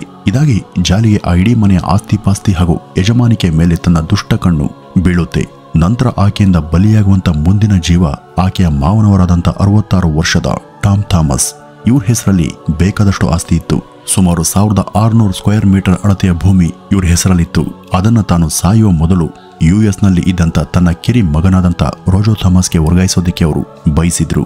ಈ ಒಂದು ಆಸ್ತಿ ತನ್ನ ಗಂಡನಿಗೆ ಬಾರದೆ ಅವರ ತಮ್ಮನಿಗೆ ಹೋಗುವ ಬಗ್ಗೆ ಗೊತ್ತಾದಂತ ಜಾಲಿ ಆ ಆಸ್ತಿಗೆ ಹೇಗಾದ್ರೂ ಮಾಡಿ ತಾನೇ ಒಡತಿ ಆಗ್ಬೇಕು ಅಂತ ಯೋಜನೆ ಹಾಕಿದ್ಲು. 2008ರಲ್ಲಿ ಟಾಮ್ ಥಾಮಸ್ ಶ್ರೀಲಂಕಾದ ಕೊಲಂಬೋದಲ್ಲಿ ತಮ್ಮ ಏಕೈಕ ಮಗಳನ್ನ ಕಾಣೋದಿಕ್ಕೆ ಹೋಗಿದ್ರು. ಅವ್ರಿಗೆ ಕರೆ ಮಾಡಿ ತಾನು ಗರ್ಭಿಣಿಯಾಗಿದ್ದೇನೆ, ನಿಮ್ಮನ್ನ ನೋಡ್ಬೇಕು ಅಂತ ಅನಿಸ್ತಿದೆ, ಬೇಗ ಇಲ್ಲಿಗೆ ಬನ್ನಿ ಅಂತ ಹೇಳಿದಂತ ಜಾಲಿ ಅವರ ಮಗ ಅಂದ್ರೆ ತನ್ನ ಪತಿ ರಾಯ್ ಥಾಮಸ್ ಡ್ರಿಂಕಿಂಗ್ ಹವ್ಯಾಸವನ್ನ ಶುರು ಮಾಡಿದ್ದಾರೆ ಎಂಬ ಸಂಗತಿಯನ್ನು ಕೂಡ ತಿಳಿಸಿದ್ಲು. ಮಗನ ಆರೋಗ್ಯದ ಬಗ್ಗೆ ಕಳವಳಕ್ಕೆ ಈಡಾದಂತ ಅವರು ತಕ್ಷಣ ಅಲ್ಲಿಂದ ಹೊರಟು ಬರ್ತಾರೆ. ಮನೆಗೆ ಬಂದ ಮಾವನಿಂದ ತನ್ನ ಗಂಡನಿಗೆ ಬೇಕಾದ ಆಸ್ತಿಯನ್ನ ಬರೆಸ್ಕೊಳ್ಳುವಲ್ಲಿ ಹೇಗೋ ಯಶಸ್ವಿಯಾದಂತ ಜಾಲಿ 2008ರ ಅದೇ ವರ್ಷ ಅವನನ್ನು ಕೂಡ ಮುಗಿಸೋದಿಕ್ಕೆ ಸ್ಕೆಚ್ ಹಾಕ್ತಾಳೆ. ಈ ಮುನ್ನ ತಾನು ಎಲ್ಲಿ ಸೈನಡನ್ನ ಪಡೆದಿದ್ಲು ಅದೇ ಒಂದು ಸ್ಥಳದಿಂದ ಅದನ್ನ ಮತ್ತೆ ಪಡೆದು ಆಗಸ್ಟ್ 22ನೇ ತಾರೀಕು ಅಂದ್ರೆ ಸರಿಯಾಗಿ ಆಕೆಯ ಅತ್ತೆಯನ್ನ ಕೊಂದ 6 ವರ್ಷಗಳ ನಂತರ ತನ್ನ ಮಾವನಿಗೂ ಕೂಡ ಅವರು ಸೇವಿಸುವಂತ ಪದಾರ್ಥಗಳಲ್ಲಿ ಸೈನಡನ್ನ ಬೆರೆಸಿ ಅವರನ್ನು ಕೂಡ ಕೊಲ್ತಾಳೆ. ಜಾಲಿಗೆ ಮ್ಯಾಥ್ಯೂ ಎಂಬ ವ್ಯಕ್ತಿಯ ಜೊತೆ ಅಕ್ರಮ ಸಂಬಂಧ ಇತ್ತು. ಈತನೇ ಇವಳಿಗೆ ಸೈನಡನ್ನ ಸಪ್ಲೈ ಮಾಡ್ತಾ ಇದ್ದದ್ದು. ನಮ್ಮಿಬ್ಬರ ಸಂಬಂಧ ಮಾವನಿಗೆ ಗೊತ್ತಾಗಿದೆ, ಹೀಗಾಗಿ ಅವರನ್ನ ಮುಗಿಸ್ಬೇಕು ಅಂತ ಅವನನ್ನ ಕನ್ವಿನ್ಸ್ ಮಾಡದಂತ ಈ ಜಾಲಿ ಅವನಿಂದ ಸೈನಡ್ ಪಡೆದು ಮಾವನನ್ನ ಕೊಂದು ಹಾಕಿದ್ಲು. ಇದಾದ ನಂತರ ಅವಳ ಸ್ವಾರ್ಥಕ್ಕೆ ಬಲಿಯಾಗಿದ್ದು ಅವಳ ಗಂಡ ರಾಯ್ ಥಾಮಸ್. ಈ ಹಿಂದೆ ತನ್ನಿಂದಾಗಿಯೇ ನಡೆದಿದ್ದಂತ ಆ 2 ಹತ್ಯೆಗಳು ಯಾರಲ್ಲೂ ಕೂಡ ಯಾವುದೇ ವಿಧದ ಅನುಮಾನವನ್ನ ಮೂಡಿಸಿರಲಿಲ್ಲ. ಆದ್ರೆ 2011ರಲ್ಲಿ ಸಂಭವಿಸಿದಂತ ಈಕೆಯ ಪತಿ ಹತ್ಯೆ ಮೊದಲ ಬಾರಿಗೆ ಕೆಲವೊಂದಷ್ಟು ಹತ್ಯೆ ಕುರಿತಾದಂತ ಅನುಮಾನಗಳನ್ನ ಹುಟ್ಟಿಸಿತ್ತು. ಟಾಮ್ ತಾವು ಸಾಯುವ ಮುನ್ನ ತಮ್ಮೆಲ್ಲ ಆಸ್ತಿಗಳನ್ನು ಕೂಡ ಮಗ ರಾಯ್ನ ಹೆಸರಿಗೆ ವರ್ಗಾಯಿಸಿದ್ರು. ಹೀಗಾಗಿ ಈಗ ಗಂಡನನ್ನ ಮುಗಿಸಿದ್ರೆ ಆ ಎಲ್ಲ ಸಂಪತ್ತನ್ನು ಕೂಡ ತಾನೊಬ್ಳೆ ಅನುಭವಿಸಬಹುದು ಎಂಬ ಕೆಟ್ಟ ಯೋಚನೆ ಈ ಜಾಲಿಯದಾಗಿತ್ತು. 2011ರ ಅಕ್ಟೋಬರ್ 31ನೇ ತಾರೀಕು ರಾಯ್ ತನ್ನ ಮನೆಯ ಬಾತ್ರೂಮ್ನ ನೆಲದ ಮೇಲೆ ವಾಂತಿ ಮಾಡಿ ಪ್ರಜ್ಞಾಹೀನ ಸ್ಥಿತಿಯಲ್ಲಿ ಅಸ್ವಸ್ಥನಾಗಿ ಮಲಗಿದ್ದ. ಅವನಿದ್ದಂತ ಬಾತ್ರೂಮ್ನ ಚಿಲಕ ಒಳಗಿನಿಂದ ಲಾಕ್ ಆಗಿತ್ತು. ಅದನ್ನ ಒಡೆದು ಅವನನ್ನ ಆಸ್ಪತ್ರೆಗೆ ಸಾಗಿಸಿದಾಗ ಅವನಾಗಲೇ ತೀರಿ ಹೋಗಿದ್ದ ಅಂತ ವೈದ್ಯರು ದೃಢಪಡಿಸಿದ್ರು. ಈ ಒಂದು ಸಾವು ಹಲವು ಅನುಮಾನಗಳಿಗೆ ಎಡೆ ಮಾಡಿಕೊಡ್ತು. ರಾಯ್ನ ಕೆಲ ಸಹೋದರರು ಹಾಗೂ ಅವನ ಅಂಕಲ್ ಆಗಿದ್ದಂತ ಮ್ಯಾಥ್ಯೂ ಎಂಬುವರಿಗೆ ಈ ಒಂದು ಸಾವಿನ ಬಗ್ಗೆ ಅನುಮಾನ ಬಂದು ಇದರ ಆಟಾಪ್ಸಿ ನಡೆಸಬೇಕು ಅಂತ ಅವರು ಆಗ್ರಹಿಸಿದ್ರು. ಆಟಾಪ್ಸಿಯಲ್ಲಿ ರಾಯ್ನ ದೇಹದಲ್ಲಿ ಸೈನಡ್ ಅಂಶ ಇರೋದು ಪತ್ತೆಯಾಗಿತ್ತು. ಅವರೆಲ್ಲರ ಅನುಮಾನದ ದೃಷ್ಟಿ ಇದೀಗ ಜಾಲಿ ಜೋಸೆಫ್ನ ಮೇಲೆ ಬಿದ್ದಿತ್ತು. ಆದ್ರೆ ತನ್ನ ಪತಿ ಈ ಮೊದಲೇ ಒಬ್ಬ ಕುಡಿತದ ಚಟ ಇದ್ದಂತ ವ್ಯಕ್ತಿ. ಅವನು ಖಿನ್ನತೆಯಿಂದ ಬಳಲ್ತಾ ಇದ್ದ. ಅವನ ಸಾವನ್ನ ಅವನೇ ಈ ರೀತಿ ತಂದುಕೊಂಡಿದ್ದಾನೆ ಅಂತ ಆಕೆ ಪೊಲೀಸರಿಗೆ ತಿಳಿಸಿ ಅವರೆಲ್ಲರನ್ನೂ ಕೂಡ ನಂಬುವಂತೆ ಮಾಡಿದ್ಲು. ಈ ಒಂದು ಸಾವಿಗೆ ಆಕೆ ಕೊಟ್ಟ ವಿವರಣೆ ಚೆನ್ನಾಗಿ ಹೊಂದ್ಕೊಂಡಿದ್ರಿಂದ ಪೊಲೀಸ್ ಕೂಡ ಅದನ್ನ ನಿಜ ಇರಬಹುದು ಅಂತ ನಂಬಿ ಹೆಚ್ಚಿನ ಯಾವುದೇ ತನಿಖೆಯನ್ನು ನಡೆಸದೆ ಈ ಒಂದು ಕೇಸನ್ನ ಕ್ಲೋಸ್ ಮಾಡಿದ್ರು. ಈಗ ಜಾಲಿ ಒಂದಿಡೀ ಮನೆಯ ಯಜಮಾನ ಆಗೋದ್ರ ಜೊತೆಗೆ ಲ್ಯಾಂಡ್ ಲಾರ್ಡ್ ಕೂಡ ಆಗಿದ್ಲು. ಆದ್ರೂ ಕೂಡ ಅವಳಲ್ಲಿದ್ದಂತ ರಕ್ತದಾಹ ನಿಲ್ಲಿಲ್ಲ. ಆದ್ರೆ ಅವಳು ಕೊಟ್ಟಂತ ವಿವರಣೆಯಿಂದ ಮನೆಯ ಅನೇಕರು ತೃಪ್ತರಾಗಿರಲಿಲ್ಲ. ಆಕೆಯ ಗಂಡನ ಅಂಕಲ್ ಆದಂತ 68 ವರ್ಷದ ಮ್ಯಾಥ್ಯೂ ಹಾಗೂ ಅವರ ಪರಿವಾರಕ್ಕೆ ಜಾಲಿಯ ಮೇಲೆ ಅನುಮಾನ ಇದ್ದೇ ಇತ್ತು. ಅವರು ಈ ಬಗ್ಗೆ ಹೆಚ್ಚಿನ ತನಿಖೆ ಆಗಲಿ ಅಂತ ಪೊಲೀಸ್ಗೂ ಕೂಡ ಒತ್ತಡವನ್ನ ತರ್ತಿದ್ರು. ಮನೆಯಲ್ಲಿ ಆದಂತ 3 ಸಾವುಗಳು ಕೂಡ ಸಹಜವಾಗಿ ಕಾಣ್ತಿಲ್ಲ. ಇದರಲ್ಲಿ ಜಾಲಿಯ ಕೈವಾಡ ಇರಬಹುದು ಅಂತ ನಮ್ಗೆ ಗುಮಾನಿ ಇದೆ ಅಂತ ಅವರು ದೂರಿದ್ರು. 2014ರಲ್ಲಿ ಒಂದಿನ ಮ್ಯಾಥ್ಯೂ ಅವರು ದಿನವೂ ಸಂಜೆ ಸೇವಿಸ್ತಿದ್ದಂತ ವಿಸ್ಕಿಯಲ್ಲಿ ಸೈನೈಡ್ ಬೆರೆಸಿ ಜಾಲಿ ಅದನ್ನ ಅವ್ರಿಗೆ ಕೊಟ್ಲು. ಅದನ್ನ ಕುಡಿದ ತಕ್ಷಣ ನೆಲಕ್ಕೆ ಕುಸ್ತಂತ ಅವರನ್ನ ತಕ್ಷಣ ಆಸ್ಪತ್ರೆಗೆ ಸಾಗಿಸಲಾಯ್ತಾದ್ರೂ ಅವರು ಬದುಕಲಿಲ್ಲ. ಜಾಲಿಯ ಬಗ್ಗೆ ಮೊದಲ ಬಾರಿಗೆ ಅನುಮಾನಿಸಿದಂತ ಆ ಮನೆಯ ಹಿರಿಯ ಸಂಬಂಧಿಯಾದಂಥ ಮ್ಯಾಥ್ಯೂ ಅವರ ಜೀವ ಕೂಡ ಹಾರಿ ಹೋಗಿತ್ತು. ಇಷ್ಟಾದ್ರೂ ಕೂಡ ಜಾಲಿಯ ದುಷ್ಟ ಬುದ್ಧಿ ಅವಳಿಂದ ದೂರ ಆಗ್ಲಿಲ್ಲ. ಇವಳಿಗೆ ಶಾಜು ಎಂಬ ವ್ಯಕ್ತಿಯ ಜೊತೆ ಇನ್ನೊಂದು ಅಕ್ರಮ ನಂಟಿತ್ತು. ಇವನು ಈಕೆಯ ಲೇಟ್ ಪತಿಯಾದಂಥ ರಾಯ್ನ ಕಜಿನ್. ಈ ಶಾಜುಗೆ ಸಿಲಿ ಎಂಬ ಪತ್ನಿ ಹಾಗೂ ಒಬ್ಬ ಮಗಳು ಕೂಡ ಇದ್ಲು. ತಮ್ಮಿಬ್ಬರ ಅಫೇರ್ಗೆ ಈ ಇಬ್ರು ಕೂಡ ಅಡ್ಡಿಂತ ಗೊತ್ತಾದಂತ ಜಾಲಿ ಮೊದಲು ಅವನ ಮಗಳನ್ನ ಮುಗಿಸೋದಿಕ್ಕೆ ಯೋಚಿಸಿದ್ಲು. 2014ರ ಮೇ 1ನೇ ತಾರೀಕು ಸೈನೈಡ್ ಮಿಶ್ರಿತ ಪದಾರ್ಥವನ್ನ ಅವನ ಮಗಳಿಗೆ ಕೊಟ್ಟು ಜಾಲಿ ಆ ಮುಗ್ಧ ಹುಡುಗಿಯ ಜೀವವನ್ನು ಕೂಡ ನಿರ್ದಾಕ್ಷಿಣ್ಯವಾಗಿ ತೆಗೆದಿದ್ಲು. ಈ ಒಂದು ಪದಾರ್ಥ ಸೇವಿಸಿದ ತಕ್ಷಣ ಆಕೆ ಸಾಯಲಿಲ್ಲ. ಕೆಲವು ದಿನಗಳ ಬಳಿಕ ಅಸ್ವಸ್ಥಳಾದಂಥ ಆ ಹುಡುಗಿ ಜೀವನ್ ಮರಣದ ಜೊತೆ ಹೋರಾಟ ನಡೆಸಿ ಕೊನೆಗೂ ಗೆಲ್ಲಲಾರದೆ ಕಣ್ಮರೆಯಾದ್ಲು. ಈಗ ಜಾಲಿ ಶಾಜುವಿನ ಪತ್ನಿಯಾದಂಥ ಸಿಲಿಯನ್ನು ಕೂಡ ಕೊಲ್ಲೋದಕ್ಕೆ ಸ್ಕೆಚ್ ಹಾಕಿದ್ಲು. ಅದರಂತೆ 2016ರ ಒಂದಿನ ಸಿಲಿಗೂ ಕೂಡ ಸೈನ್ ಕೊಟ್ಟು ಅವಳನ್ನ ಕೊಂದುಹಾಕಿದ್ಲು. ಸಿಲಿಯ ಅಂತ್ಯಕ್ರಿಯೆಯಲ್ಲಿ ಭಾಗಿಯಾಗಿದ್ದಂಥ ಜಾಲಿ ಯಾರಿಗೂ ಕೂಡ ಅನುಮಾನವೇ ಬಾರದ ರೀತಿಯಲ್ಲಿ ನಡೆದುಕೊಂಡಿದ್ಲು. ಈ ರೀತಿಯಾಗಿ 14 ವರ್ಷಗಳ ಅವಧಿಯಲ್ಲಿ ಒಂದೇ ಕುಟುಂಬದ 6 ಜನರನ್ನ ಬರ್ಬರವಾಗಿ ಕೊಂದಂತ ಈ ಕಿಲ್ಲರ್ 2017ರಲ್ಲಿ ಈ ಶಾಜುವನ್ನ 2ನೇ ಮದುವೆ ಆಗ್ತಾಳೆ. ಈಕೆ ವರ್ತನೆ ಬಗ್ಗೆ ನಾದಿನಿ ರೇಂಜಿ ಹಾಗೂ ಬಾಮೈದ ರೇಜೋ ಇವರಿಬ್ಬರಿಗೂ ಕೂಡ ಬಲವಾದ ಶಂಕೆ ಇತ್ತು. ಈ ಸಾವುಗಳ ಬಗ್ಗೆ ಆಕೆ ಕೊಟ್ಟಂತ ಯಾವ ವಿವರಣೆ ಕೂಡ ಅವರಿಗೆ ಒಪ್ಪಿತಾಗ್ಲಿಲ್ಲ. ಕೊನೆಗೆ 2019ರ ಜೂನ್ನಲ್ಲಿ ರೇಜೋ ಕೊನೆಗೂ ಈ ಬಗ್ಗೆ ಮೌನ ಮುರಿದು ಸ್ಟೇಷನ್ಗೆ ಬಂದು ಜಾಲಿಯ ಬಗ್ಗೆ ಇದ್ದಂತ ತನ್ನ ಅನುಮಾನದ ಬಗ್ಗೆ ತಿಳಿಸಿ ಈ ಎಲ್ಲಾ ಶವಗಳ ಪರೀಕ್ಷೆ ಮತ್ತೊಮ್ಮೆ ನಡೆಯಲೇಬೇಕು ಅಂತ ಆಗ್ರಹಿಸ್ತಾರೆ. ಅವರ ದೂರಿನ ಅನ್ವಯ ಮತ್ತೆ ಆ ಶವಗಳ ಪರೀಕ್ಷೆ ನಡೆದಾಗ ಅವೆಲ್ಲವುಗಳಲ್ಲೂ ಕೂಡ ಸೈನೈಡ್ ಅಂಶ ಇದ್ದದ್ದು ಬೆಳಕಿಗೆ ಬರುತ್ತೆ. 2019ರ ಅಕ್ಟೋಬರ್ನಲ್ಲಿ ಜಾಲಿಯನ್ನ ಬಂಧಿಸಿ ಈ ಬಗ್ಗೆ ವಿಚಾರಣೆ ಮಾಡಿದಾಗ ಆಕೆ ಈ ಸಾವುಗಳ ಬಗ್ಗೆ ಒಪ್ಕೊಂಡಿದ್ಲು. ಈ ಹತ್ಯೆಗಳನ್ನ ತಾನು ಯಾಕೆ ಮತ್ತು ಹೇಗೆ ಮತ್ತು ಯಾರ ಸಹಾಯದಿಂದ ಮಾಡದೆ ಅಂತ ಸವಿವರವಾಗಿ ಪೊಲೀಸರಿಗೆ ತಿಳಿಸಿದ್ಲು. ಅವಳ ವಿವರಣೆ ಹಾಗೂ ಉದ್ದೇಶಗಳ ಬಗ್ಗೆ ಕೇಳದಂತ ಪೊಲೀಸರೇ ಒಂದು ಕ್ಷಣ ದಿಗ್ಭ್ರಮೆಯಾಗಿದ್ರು. ಅವಳಿಗೆ ಸೈನೈಡ್ ಸಪ್ಲೈ ಮಾಡ್ತಿದ್ದಂತ ಅವಳ ಲವರ್ ಮ್ಯಾಥು ಎಂಬುವನನ್ನು ಕೂಡ ಅರೆಸ್ಟ್ ಮಾಡಲಾಯಿತು. ಇನ್ನು 6 ಜನರನ್ನ ನಿರ್ದಯವಾಗಿ ಕೊಂದಂತ ಜಾಲಿಯ ಅನೇಕ ಅಪೀಲ್ಗಳು ಕೋರ್ಟ್ನಿಂದ ಹಲವು ಸಲ ರಿಜೆಕ್ಟ್ ಆಗಿವೆ. ಇವತ್ತಿಗೂ ಕೂಡ ಅವಳು ಹಾಗೂ ಮ್ಯಾಥು ಇಬ್ರು ಕೂಡ ಜೈಲು ಶಿಕ್ಷೆಯನ್ನ ಅನುಭವಿಸುತ್ತಿದ್ದಾರೆ. ಕೊಡತಾಯಿಯ ಮನೆಯ ಸೊಸೆಯಾದಂಥ ಈ ಮಹಾತಾಯಿ ಮಾಡದಂತ ಈ ಘನಂದಾರಿ ಕೆಲಸಗಳ ಬಗ್ಗೆ ಇಡೀ ಕೇರಳದಾದ್ಯಂತ ಚರ್ಚೆ ನಡೆದಿತ್ತು. ವೀಕ್ಷಕರೇ, ಇಂಥ ದುರುಳ ಉದ್ದೇಶ ಇರುವಂತ ಜಾಲಿಯಂತ ಹೆಣ್ಮಕ್ಳು ಯಾರದ್ದರಾದ್ರೂ ಮನೆಗೆ ಕಾಲಿಟ್ರೆ ಆ ಮನೆ ಯಾವ ರೀತಿ ಸರ್ವನಾಶ ಆಗುತ್ತೆ ಎಂಬುದಕ್ಕೆ ಈ ಜಾಲಿಯ ಇಡೀ ಸ್ಟೋರಿ ಅತ್ಯುತ್ತಮ ಉದಾಹರಣೆ. ವೀಕ್ಷಕರೇ, ಇನ್ನು ಈ ಇಡೀ ಘಟನೆ ಬಗ್ಗೆ ನಿಮ್ಮ ಅನಿಸಿಕೆ ಏನು ಅಂತ ಕಮೆಂಟ್ನ ಮೂಲಕ ತಿಳಿಸಿ ಅಂತ ಹೇಳ್ತಾ ಈ ಒಂದು ವಿಡಿಯೋವನ್ನ ಇಲ್ಲಿಗೆ ಮುಗಿಸೋಣ. ನಮಸ್ಕಾರ.